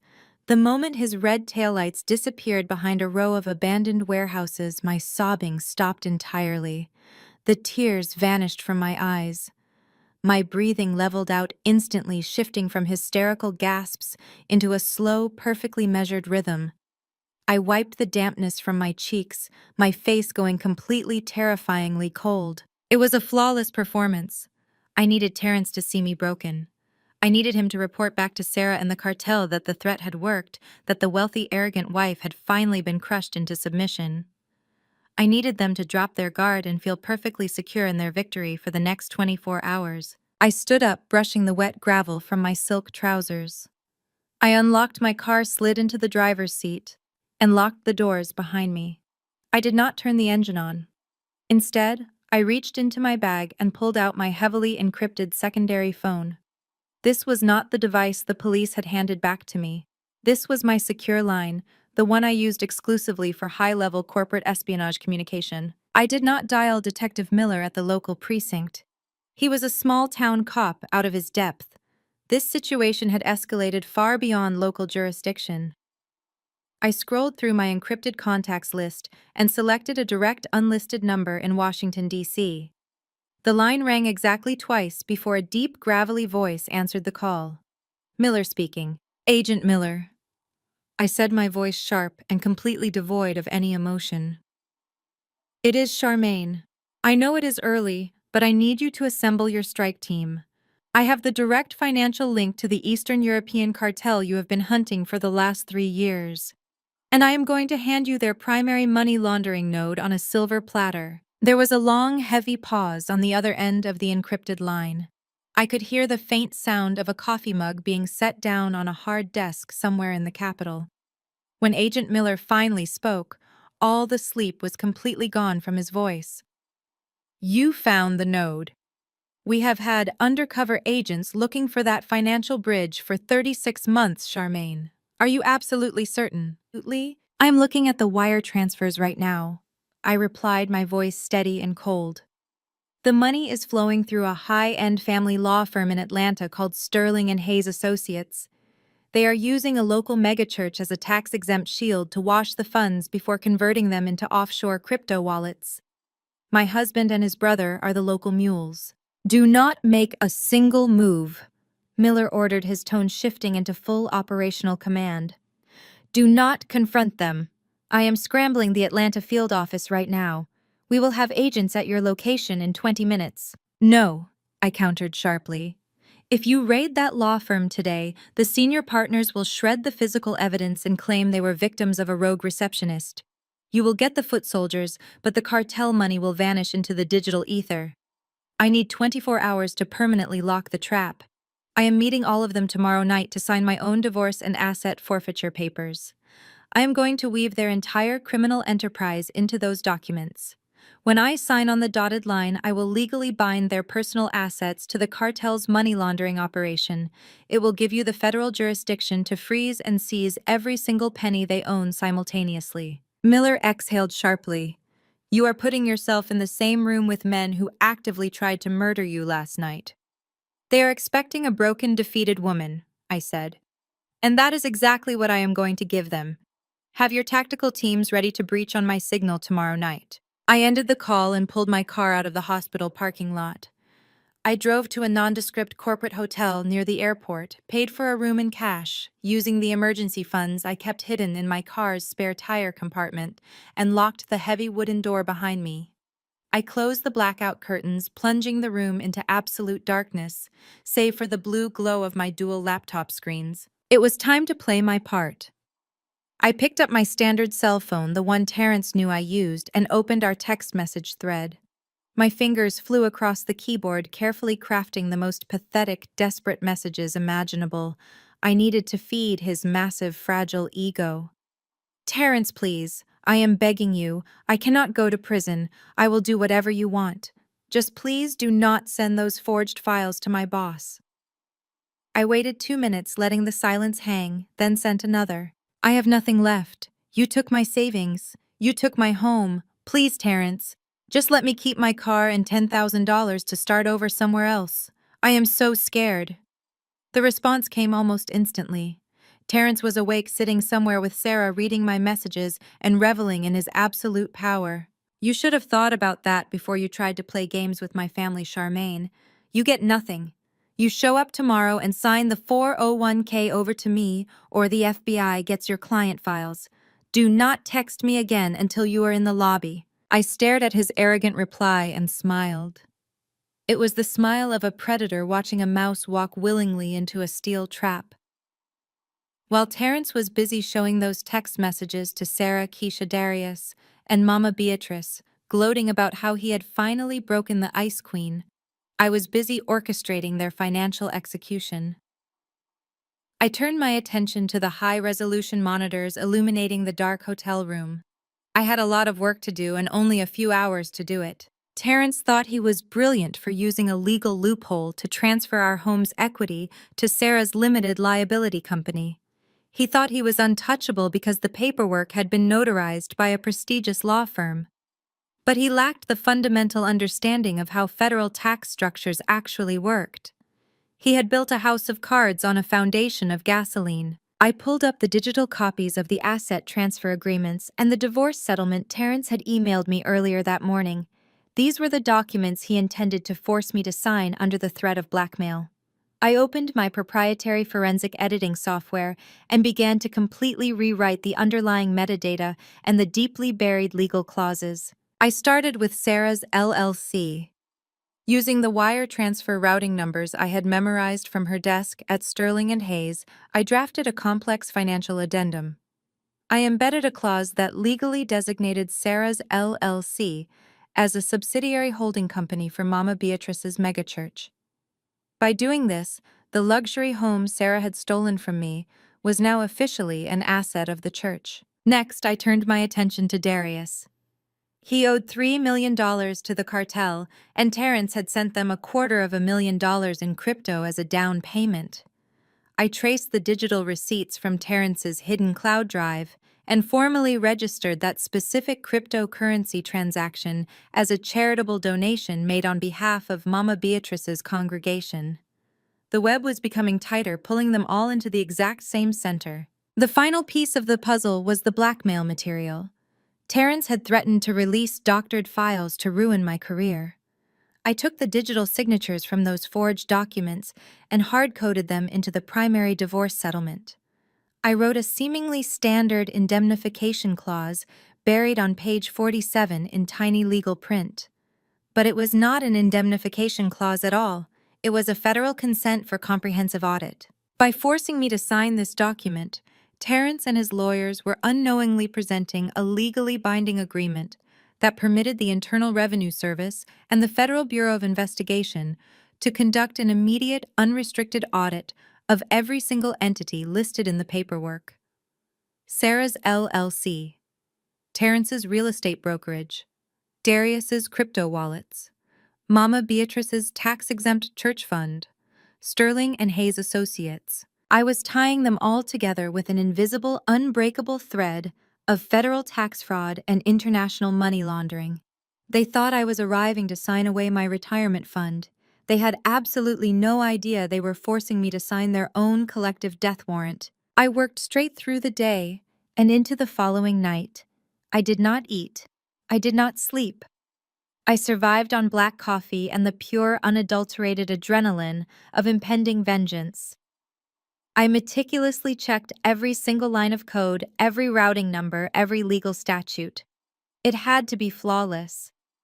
If Sarah's high-priced lawyers actually bothered to read the fine print before Terrence slammed it on the table, the entire operation would collapse. But I knew they would not. They were too arrogant. They believed I was a terrified, broken woman who was too busy crying to read a 50-page legal document. Friday night finally arrived. The weather outside mirrored the violent storm raging in my chest. It was the thunderstorm of the century. Massive, jagged forks of lightning split the black Atlanta sky, followed instantly by deafening cracks of thunder that shook the windows of my hotel room. The rain came down in heavy, aggressive sheets, flooding the city streets and casting an apocalyptic gloom over the downtown skyline. I closed my laptop and packed it away in my briefcase. I walked into the hotel bathroom and turned on the harsh vanity lights. I looked at my reflection. The bruises around my neck had darkened into a deep, ugly purple. I did not bother trying to conceal them with makeup. I wanted Terrence to see them. I wanted him to look at the physical evidence of his violence and feel a false sense of absolute dominance. I stripped off the wrinkled silk trousers I had been wearing for 2 days and reached into the garment bag I had purchased earlier that afternoon. I pulled out a tailored, razor-sharp, double-breasted suit. It was not a subdued corporate black or gray. It was a brilliant, striking blood red. I slipped the suit on, buttoning the jacket with precise, deliberate movements. I pulled my hair back into a tight, severe bun. I applied a coat of dark crimson lipstick. I looked nothing like the victim Terrence had left sobbing in the hospital parking lot. I looked like an executioner. I grabbed my briefcase, walked out of the hotel room, and took the elevator down to the lobby. The drive to downtown Atlanta was slow and treacherous, the heavy rain severely limiting visibility. But my hands were completely steady on the steering wheel. I parked in the underground garage beneath the Sterling and Hayes office building. The space was mostly empty, the wealthy lawyers having long since fled the impending storm to return to their gated suburban mansions. I stepped out of my car, the heels of my shoes clicking sharply against the concrete floor. The air was thick with humidity and the smell of ozone from the lightning strikes. I walked toward the private executive elevator. I pressed the call button and watched the digital floor indicator descend. I was about to walk into a room filled with people who had used my love, stolen my money, plotted my murder, and tried to destroy my sanity. They were sitting up there right now, drinking expensive champagne, laughing at my expense, waiting for the poor defenseless wife to hand over her final remaining asset. The heavy metal doors of the elevator slid open with a soft chime. I stepped inside, pressed the button for the 45th floor, and allowed myself one final, genuine smile. It was time for the slaughter. The elevator ascended with a smooth, silent speed that made my stomach drop, but my heart remained perfectly steady. The digital numbers above the door flashed until they locked onto 45. With a soft chime, the brushed steel doors slid open, revealing the cavernous, dimly lit reception area of Sterling and Hayes Associates. The quartz desk where Sarah usually sat was empty. The entire floor was eerily quiet, save for the muffled rhythmic pounding of the torrential rain against the reinforced glass of the skyscraper. The storm was reaching its absolute peak, shaking the massive building just enough to feel a subtle sway beneath my feet. I walked down the long mahogany-paneled corridor, the sharp click of my heels echoing off the Italian marble floors. At the very end of the hallway stood a set of towering double doors leading to the primary executive boardroom. Soft, warm light spilled from beneath the crack, along with the faint, unmistakable sound of laughter. They were celebrating. I reached out, grasped the heavy brass handles, and pushed the doors wide open. The boardroom was spectacular. A massive table carved from a single slab of dark walnut dominated the center of the room. Floor-to-ceiling windows offered a sweeping, dizzying view of the storm-battered Atlanta skyline, lightning flashing violently in the black clouds. But the real spectacle was the collection of human parasites gathered around the expensive wood. They were all there, the entire toxic cast of my nightmare. Terrence sat near the head of the table wearing a brand-new, impeccably tailored navy suit. He looked relaxed, arrogant, and entirely too confident for a man who had tried to commit murder less than 24 hours ago. To his immediate right sat Sarah wearing a designer dress and sipping sparkling water from a crystal glass, acting as if she were the senior managing partner of the firm, rather than a receptionist who slept her way into a stolen house. Across from them sat Darius, drumming his fingers nervously against the table, his eyes darting toward the door when I entered. The fear of the cartel was still etched into his face, but it was currently masked by the greedy anticipation of a massive payout. Next to Darius was Keisha. The moment the doors opened, she immediately grabbed her smartphone, held it up high, and pressed record. A bright, obnoxious flash illuminated her vicious, mocking smile. And sitting at the absolute head of the table, looking fully recovered from her humiliating drug-induced public meltdown, was Mama Beatrice. She wore a pristine white church suit, her hair perfectly styled, her posture rigid with self-righteous authority. She looked at my blood-red suit and the dark, ugly bruises ringed around my neck with an expression of pure, unadulterated disgust. "Well," Mama Beatrice announced, her voice booming across the long boardroom, "look what the storm washed in. I told you she would come crawling back once she realized she had nowhere else to go." I stepped fully into the room, letting the heavy doors swing shut behind me, but I did not lock them yet. Not yet. I walked slowly toward the empty chair positioned at the far end of the table opposite Mama Beatrice. I did not say a word. I just let them look at me. I let them see the bruises. I let them see the utter lack of defeat in my posture. Keisha stood up, stepping closer to get a better angle with her phone camera. "Say hello to the camera, Charmaine," she taunted, her voice shrill and grating. "I want all my friends to see what a high-powered corporate executive looks like when she finally gets put in her place. Look at you. No house, no money, no husband. Just a sad, bitter woman who thought she was better than her own family." She shoved the phone closer to my face. I could see the red recording light blinking steadily. I did not flinch or turn my head away.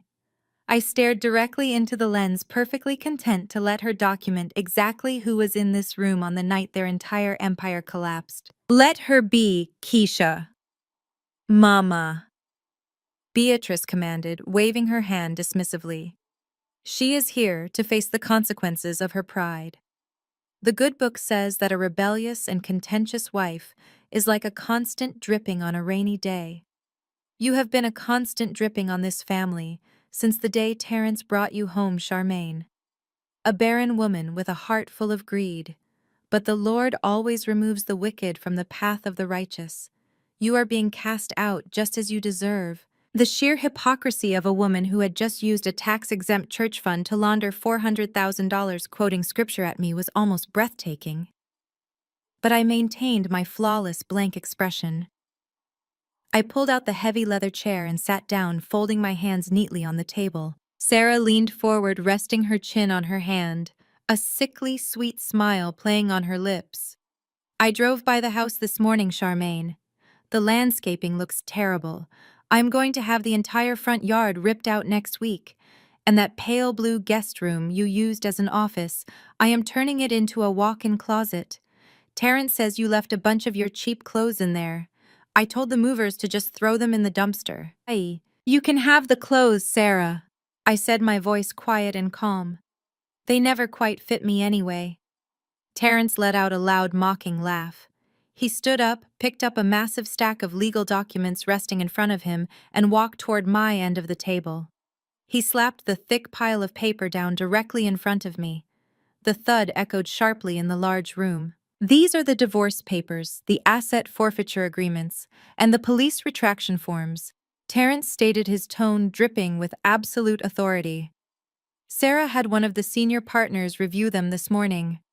They are ironclad. You waive your right to alimony. You transfer the entire balance of your corporate 401k directly into my primary checking account. You formally acknowledge that the house belongs to Sarah's limited liability company, and you sign a sworn affidavit stating that your accusations against me and Darius were the result of a severe untreated manic episode. He reached into his jacket pocket and pulled out a heavy, expensive silver fountain pen. He did not hand it to me politely. He flicked his wrist and tossed the pen directly at my chest. It bounced off my red lapel and clattered onto the table. "Sign it and go back to being a nobody," he sneered, leaning over me, his hands planted firmly on the table. "If you hesitate, if you try to negotiate, or if you refuse to sign even a single page, I walk out of this room and press send on those files. You will be arrested for corporate embezzlement before the sun comes up. Do you understand me?" The room went completely silent. Keisha stopped laughing, holding her phone steady to capture my humiliation. Darius leaned forward, holding his breath, desperate for the money that would save his life. Mama Beatrice adjusted her glasses, waiting for my ultimate submission. Sarah took a delicate sip of her water, relishing her stolen victory. They wanted me to scream. They wanted me to cry. They wanted me to beg for a fraction of my own money back. They were feeding on my perceived destruction. I looked down at the thick stack of papers. The trap was laid out perfectly in front of me. All I had to do was spring it. I did not argue. I did not yell. I did not shed a single tear. I reached out and picked up the silver fountain pen. The cool metal felt heavy and solid in my hand.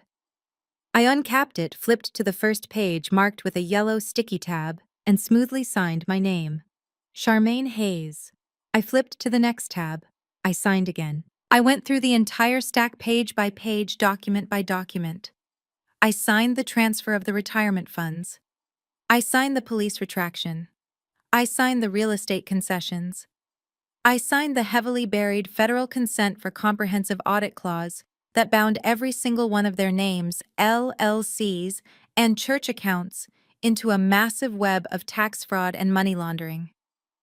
I signed my name with the flawless, sweeping strokes of a woman who knew exactly what she was executing. The only sound in the boardroom was the scratching of the pen against the thick paper and the relentless pounding of the rain against the glass. It took me exactly 3 minutes to sign my entire life away on paper. When I reached the final page, I capped the pen and placed it neatly next to the documents. I pushed the stack back across the polished wood toward Terence. Terence snatched the papers up instantly. He flipped through the signature lines, his eyes scanning rapidly to ensure I had not missed a single one. A massive, genuine smile broke across his face. He let out a loud exhale of pure relief and triumph. "We are done here," Terrence announced, turning back toward his family, holding the papers up like a hard-won trophy. "The money will be transferred by Monday morning. Darius, you are clear. Mama, the church is safe.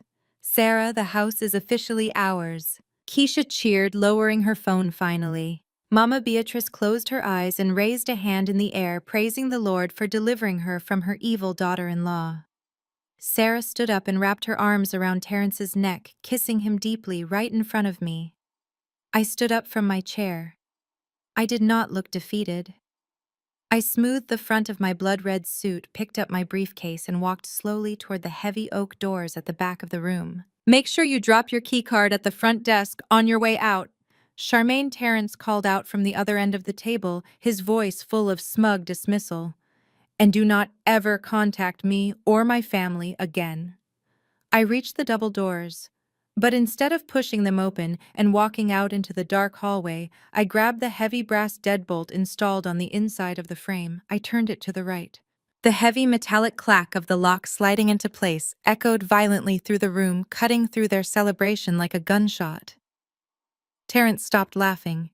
Sarah pulled away from him. Keisha frowned, her phone dropping to her side. Darius stood up abruptly, his chair scraping loudly against the marble floor. "What are you doing?" Terrence demanded, his smug expression instantly replaced by a sharp, defensive confusion. "I said we are done. Unlock the door and get out." I did not unlock the door. I turned around, my back pressed against the heavy wood, effectively sealing the only exit. I looked at the five of them trapped in this luxurious glass box, high above the stormy city. The false facade of the broken, terrified wife vanished entirely, replaced by the cold, calculating predator I truly was. I walked slowly back toward the table, but I did not return to the empty chair. I walked all the way up the side of the long wooden slab until I was standing directly next to Mama Beatrice at the absolute head of the table. I looked down at Terrence, who was still clutching the freshly signed documents in his hands. "You should have read the fine print, Terrence." Terrence scoffed, clutching the stack of papers to his chest, as if his physical grip could alter the ink on the pages. He looked frantically around the room, trying to project strength, trying to rally his family's confidence. But the heavy metallic click of the deadbolt had already planted a deep seed of dread in the air. He tried to laugh it off, a harsh, grating sound. "Read the fine print," he mocked, though his voice cracked noticeably. "These are standard dissolution forms, Charmaine. My lawyers drafted them. You just signed your entire life away. Do not try to play mind games with me now. It is pathetic." I took a slow, measured step toward him, my red heels clicking sharply against the marble floor. "Your lawyers drafted the original files, Terrence. But you made a fatal error. You sent me the digital copies this morning to review before the notary appointment. You assumed I would be too busy crying in a cheap hotel room to actually read them. But I am a forensic accountant. I do not just read financial documents, I rewrite them. And I spent the last 24 hours rewriting every single page you are currently holding in your hands." Sarah stood up abruptly, her chair scraping loudly against the floorboards. "What is she talking about, Terrence?" she demanded, her voice shrill and tight with sudden anxiety. "Tell her to unlock the door right now." I turned my gaze to Sarah, pinning her to the spot with a look of absolute chilling contempt. "Let us start with you, Sarah. You were so incredibly proud of your little limited liability company. You thought you found a brilliant, airtight legal loophole to steal my home and play house with my husband. But you forgot that an LLC is a corporate entity subject to federal tax structuring. When I signed that property transfer just now, I did not authorize a standard equity release to you. I embedded a deeply hidden metadata clause that legally designated your LLC as a subsidiary holding company for Mama Beatrice's church. By accepting that document, you just merged your stolen real estate portfolio with an active, unaudited money laundering operation. Your name is now permanently tied to a criminal enterprise. You are not a homeowner, Sarah. You are a federal co-conspirator. Sarah's face drained of all color, turning a sickly, translucent white. She looked at Terrence, her eyes wide with mounting panic, but Terrence was frantically flipping through the pages, desperately searching for the clauses I was describing. The legal jargon was dense, intentionally complex, and completely foreign to a failing real estate agent who relied on deceit rather than intellect. I shifted my attention down the table. Darius was next. He was standing completely rigid, his hands trembling against his sides. "And you, Darius, you owe $3 million to a ruthless Eastern European cartel." Terrence thought he was being so clever by wiring them $250,000 in untraceable cryptocurrency last night. He thought it would buy you time to execute me. But I tracked the digital receipts from Terrence's encrypted cloud drive. In the settlement papers Terrence just accepted and countersigned, I formally registered that specific cryptocurrency transaction as a charitable donation made on behalf of your mother's congregation. I legally bound your cartel debt to the church's tax identification number. You did not just pay off a dangerous bookie Darius. You just documented a massive international wire fraud scheme and submitted it for federal review. Darius let out a strangled, agonizing gasp, stumbling backward until his back hit the cold glass of the floor-to-ceiling windows. He looked like he was going to vomit. "You brought the feds into this," he whispered, his voice trembling with sheer, unadulterated terror. "The cartel is going to kill us. They're going to slaughter all of us for exposing their wallets." Terrence slammed the crumpled papers down onto the polished walnut table. "Stop lying," he roared, spit flying from his lips. "You cannot just change legal documents. The notary has to verify the changes. This is a massive bluff. You are just trying to scare us because you know you have lost." I laughed. It was a cold, sharp, metallic sound that echoed off the glass walls. "The notary works for Sterling and Hayes Terrence, the exact same law firm that is currently processing a $400,000 wire transfer from your mother's church account to wash your dirty cartel money. Do you really think a corrupt paralegal is going to meticulously read a 50-page divorce settlement on a Friday night during the hurricane of the century? They just wanted to bill the hours. They stamped it because they looked at my bruised neck and thought I was a broken, terrified victim who would sign anything to escape." I turned my attention to the absolute head of the table. Mama Beatrice was no longer sitting with her rigid, self-righteous posture. She was gripping the armrests of her heavy leather chair, her knuckles bone-white, her breathing shallow and dangerously erratic. Her designer glasses had slipped down the bridge of her nose. "And that brings us to the matriarch," I said, my voice dropping to a dangerous, commanding register that filled the entire room. "The woman who prayed to the Lord for my death. The woman who gave her son the spiritual blessing to poison my food so she could protect her precious sanctuary and her stolen wealth.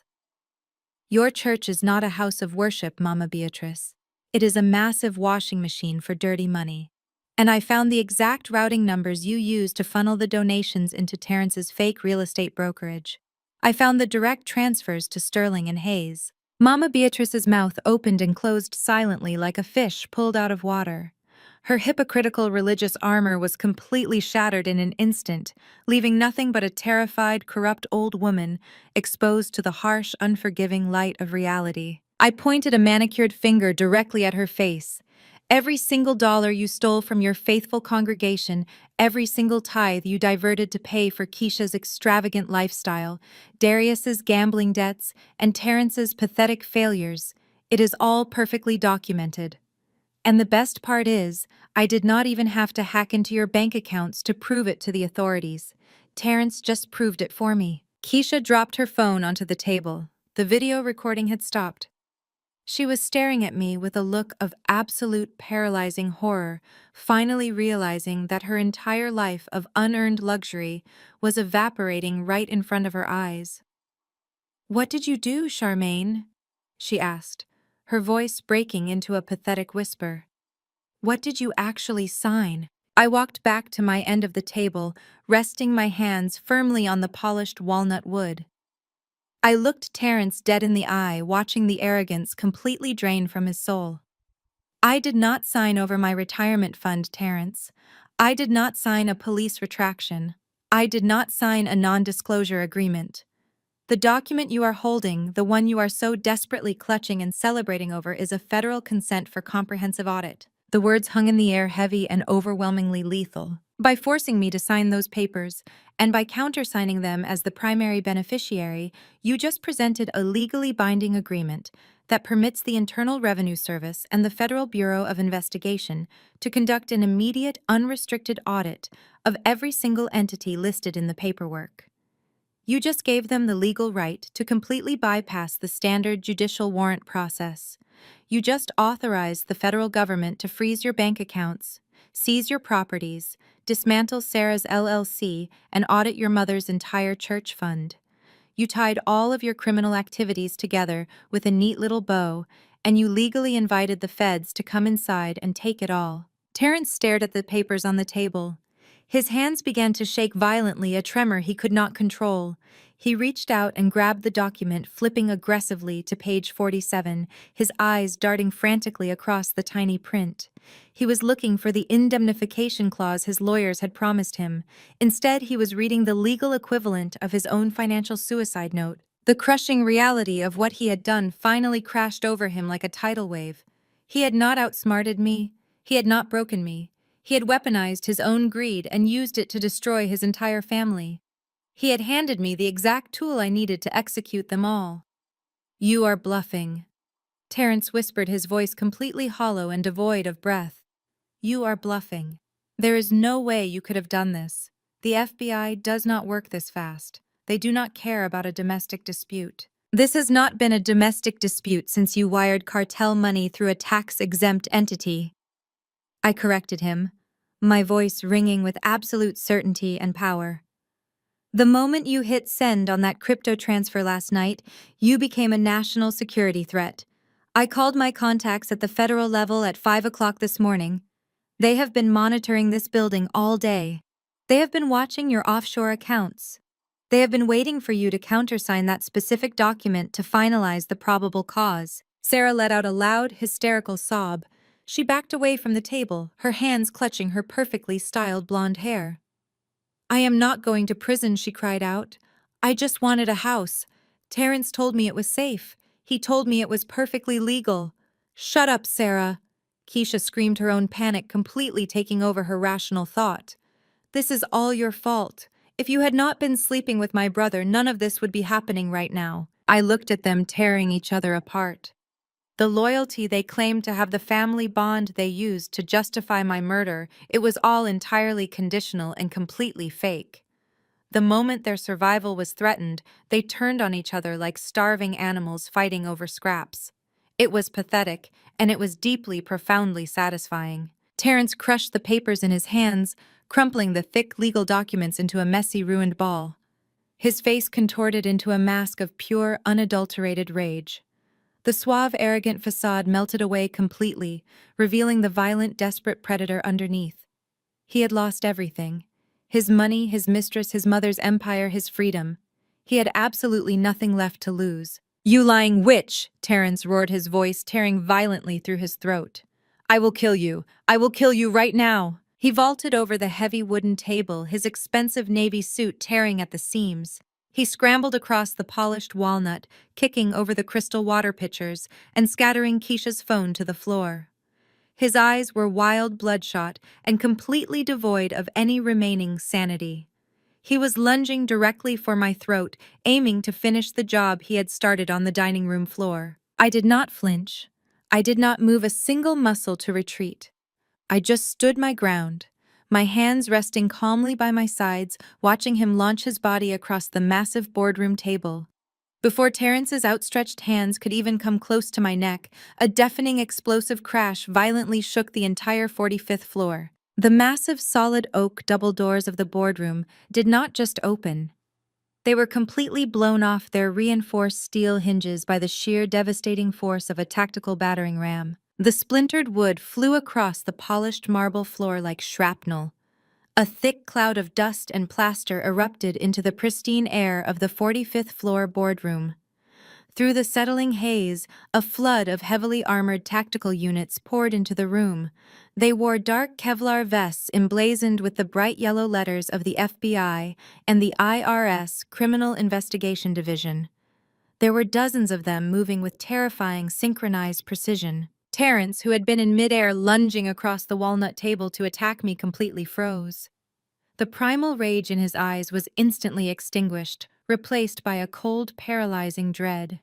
He crashed onto the surface of the table, his expensive navy suit sliding awkwardly across the polished wood, knocking over the remaining water glasses. "Do not move a single muscle," a commanding voice boomed over the chaos. 5 bright red laser sights instantly painted Terrence's chest, hovering directly over his heart. He slowly raised his trembling hands into the air, his palms facing outward in a gesture of total surrender. He slid off the table and collapsed onto his knees on the marble floor, the fight completely drained from his body. Federal agents swarmed the perimeter of the room, securing every window and secondary exit. The sheer volume of law enforcement personnel completely dwarfed the 5 people who had just been celebrating my destruction. Agent Miller. The man I had spoken to on the encrypted line that morning stepped through the ruined doorway.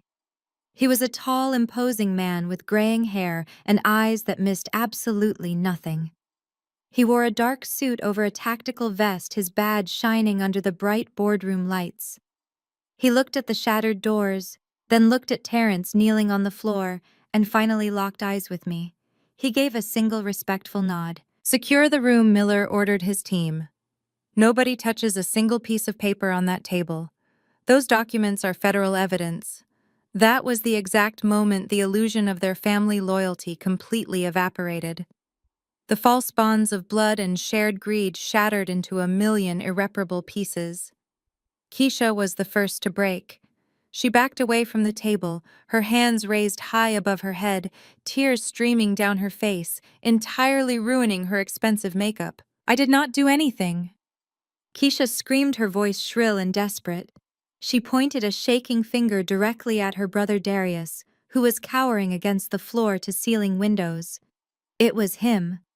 Darius is the one who owes the cartel money. He has the offshore crypto wallets on his phone right now. He is the one who forced Terrence to steal the money. "I just came here for a family dinner.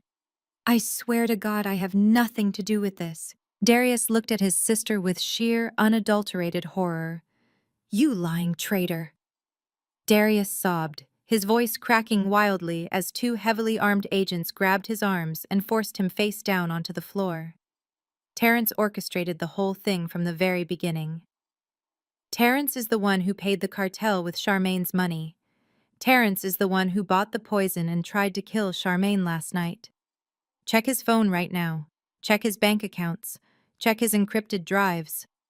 I was just following his orders because he promised he would fix the debt.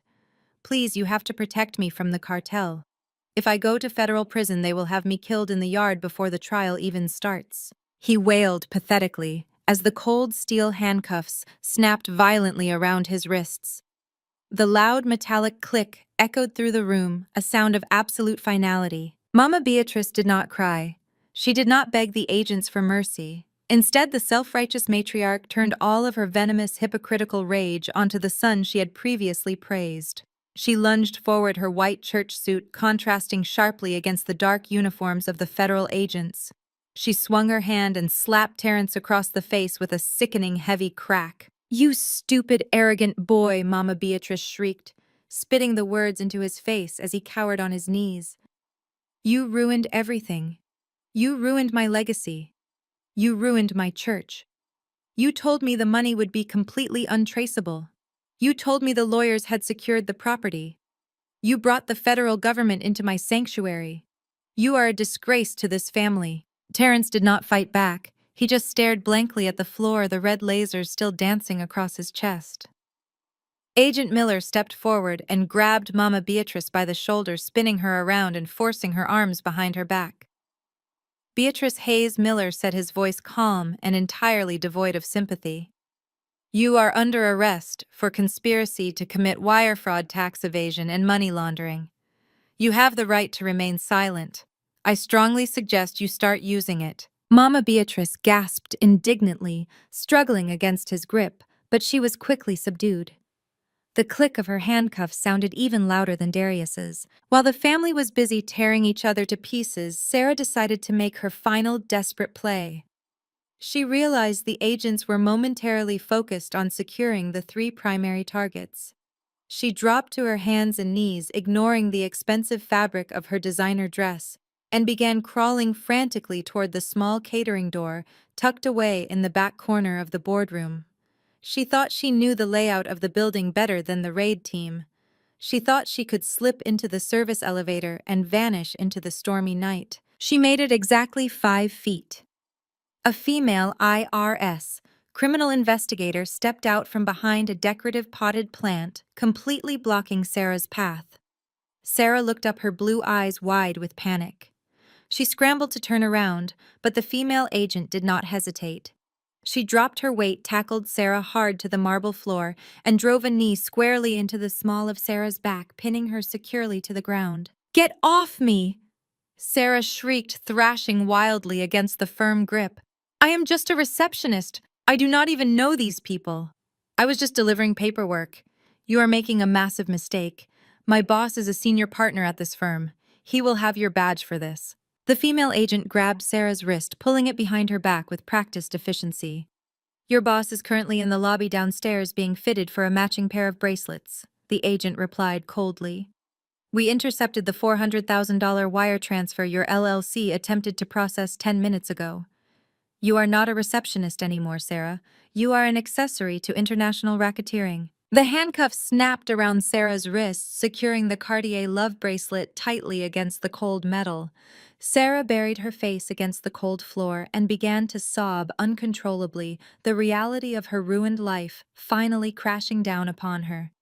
She had traded her youth and her freedom for a man who could not even protect himself, let alone her. Within 3 minutes, the entire boardroom was completely secured. The 5 people who had dedicated their lives to destroying mine were all sitting or lying on the floor in restraints. The arrogance, the smug superiority, the mocking laughter, it was all entirely gone. They looked small, pathetic, and utterly defeated. Agent Miller walked over to the table and carefully slid the thick stack of signed documents into a clear plastic evidence bag. He sealed the top and handed it to a junior agent. He then turned to me. "Are you injured, Charmaine?" Miller asked quietly, noting the dark bruising around my neck for the first time. "I am perfectly fine, Agent Miller," I replied, my voice steady and clear. "Everything you need to dismantle their entire network is right there in that bag. The offshore accounts, the forged medical records, the church routing numbers. It is all tied together." "You did good work today," Miller said with a rare, genuine smile. "We will need you to come into the field office tomorrow to give a formal recorded statement. But for tonight, you are completely free to go. We have teams securing your house as we speak. The locks will be changed by morning." "Thank you." I nodded respectfully. 2 massive federal agents reached down and hauled Terrence roughly to his feet. His legs barely supported his weight. His tailored suit was covered in dust. His tie was ripped, and his face bore the bright red mark of his mother's hand. As they began to march him toward the ruined doorway, Terrence dug his heels into the marble floor, desperately trying to stop his momentum. He looked wildly around the room until his eyes locked onto me. The sheer naked terror on his face was absolute. "Charmaine," Terrence pleaded, his voice breaking into a pathetic, high-pitched whine. "Charmaine, please, you have to tell them to stop. We are husband and wife, we took vows. I was just stressed. I was just trying to protect my brother. Please, I will give you everything back. I will sign the house over to you. I will give you the money. Just tell them you made a mistake. Please, baby, do not let them take me away." He was crying now, tears cutting tracks through the dust on his face. He was begging the woman he had tried to murder just 24 hours prior to save him from the consequences of his own actions. I stood perfectly still, watching him struggle against the grip of the federal agents. I did not feel an ounce of pity. I did not feel a shred of remorse. I looked at the man who had traded my life for a payout, and I felt absolutely nothing but the profound, liberating weightlessness of closure. I did not answer him. I did not offer him a single word of comfort or condemnation. He was no longer worth the breath it would take to speak. I slowly reached down and picked up the sleek black umbrella I had leaned against the conference table. I smoothed the lapels of my blood-red suit, ensuring every line was perfectly sharp.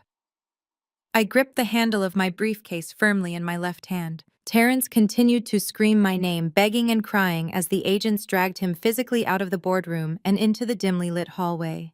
His desperate pleas echoed down the corridor, mingling with the wails of his mother and the sobs of his mistress. I walked toward the exit. As I reached the doorway, I had to step over the shattered remains of the heavy oak doors lying on the floor. I stepped right over the splintered wood, walking past the armed guards and stepping into the private executive elevator. I pressed the button for the lobby. The steel doors slid shut completely, cutting off the sound of Terrence's voice forever. I stood alone in the quiet elevator car, watching the digital numbers count down. The silence was the most beautiful sound I had ever heard. When I finally stepped out of the skyscraper and onto the downtown Atlanta sidewalk, the worst of the thunderstorm had passed. The heavy, violent rain had softened into a gentle, cleansing drizzle. The cool night air smelled clean and fresh, washed free of the suffocating humidity. I opened my black umbrella, holding it high above my head, and stepped out into the rain. I walked down the wet pavement, my head held high, my future completely my own. I was entirely free. Exactly 1 year later, the heavy rain of that unforgettable night felt like a distant, washed-away memory. I stood quietly in the center of a massive sunlit sanctuary, looking up at the high vaulted ceilings and the stunning stained glass windows. Sunlight poured through the colored glass, painting the polished hardwood floors in brilliant shades of gold and blue. This building used to belong to Mama Beatrice. It was the epicenter of her hypocritical empire, the megachurch where she stood every Sunday in her $2,000 suits, judging her congregation, while secretly siphoning their hard-earned tithes to fund her family's criminal lifestyle. Today, it belongs entirely to me. When the federal government seized all of the Hayes family assets, this massive property went into immediate foreclosure.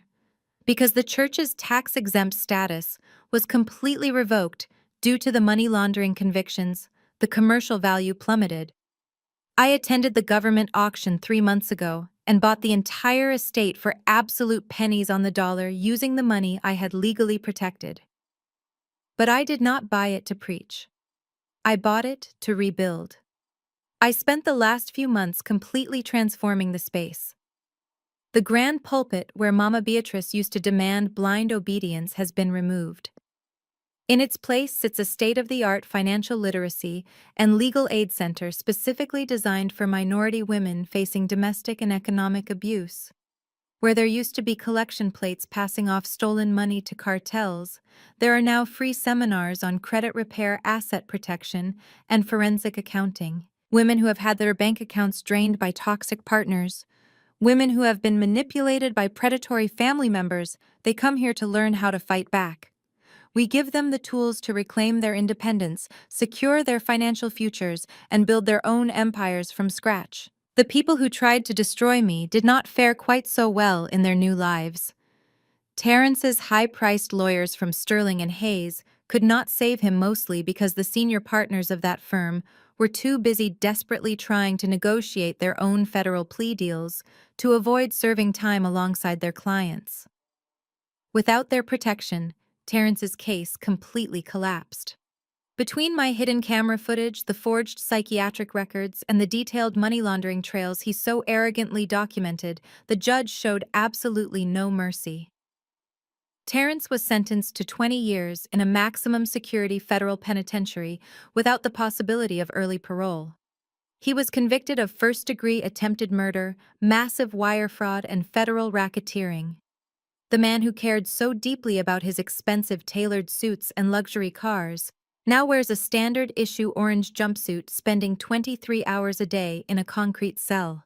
He sends me letters sometimes, begging for forgiveness, crying about how hard his life has become behind bars. I never open them. I just throw them directly into the shredder. Darius received a slightly lighter sentence for cooperating with the federal prosecutors, but he is still serving 15 years in federal prison. The cartel he owed $3 million to was completely dismantled by the FBI, using the digital roadmaps I handed over that night. The dangerous men who were threatening to break his bones are now his cellmates, which means Darius spends every single day looking over his shoulder in absolute terror. Keisha and Sarah lost absolutely everything. The limited liability company Sarah used to steal my house was immediately seized and liquidated by the IRS. She lost her job, her fancy apartment, and her law firm connections. Keisha was forced to move out of her luxury condo and now works 2 minimum-wage retail jobs just to afford a tiny studio apartment in the worst part of town. But the greatest, most profound justice was reserved for Mama Beatrice, the arrogant matriarch who built her entire identity around her holy superiority, and her prestigious community status lost it all in a matter of hours. The megachurch congregation abandoned her the moment the embezzlement scandal hit the local news. She was publicly disgraced, her reputation completely ruined. Today, Mama Beatrice does not wear custom pink suits or designer glasses. She wears a polyester uniform and a headset. I drove through a local fast food drive-thru last week on my way to the office, and the voice taking my order sounded incredibly familiar. When I pulled up to the window, there she was. Mama Beatrice, stripped of her pride, her stolen wealth, and her dignity, handing over greasy paper bags for $14 an hour. She looked at me sitting in the driver's seat of my new car, her eyes widening in sheer humiliation. She tried to hide her face, turning away quickly, but the damage was already done. She had to swallow her pride and hand me my receipt.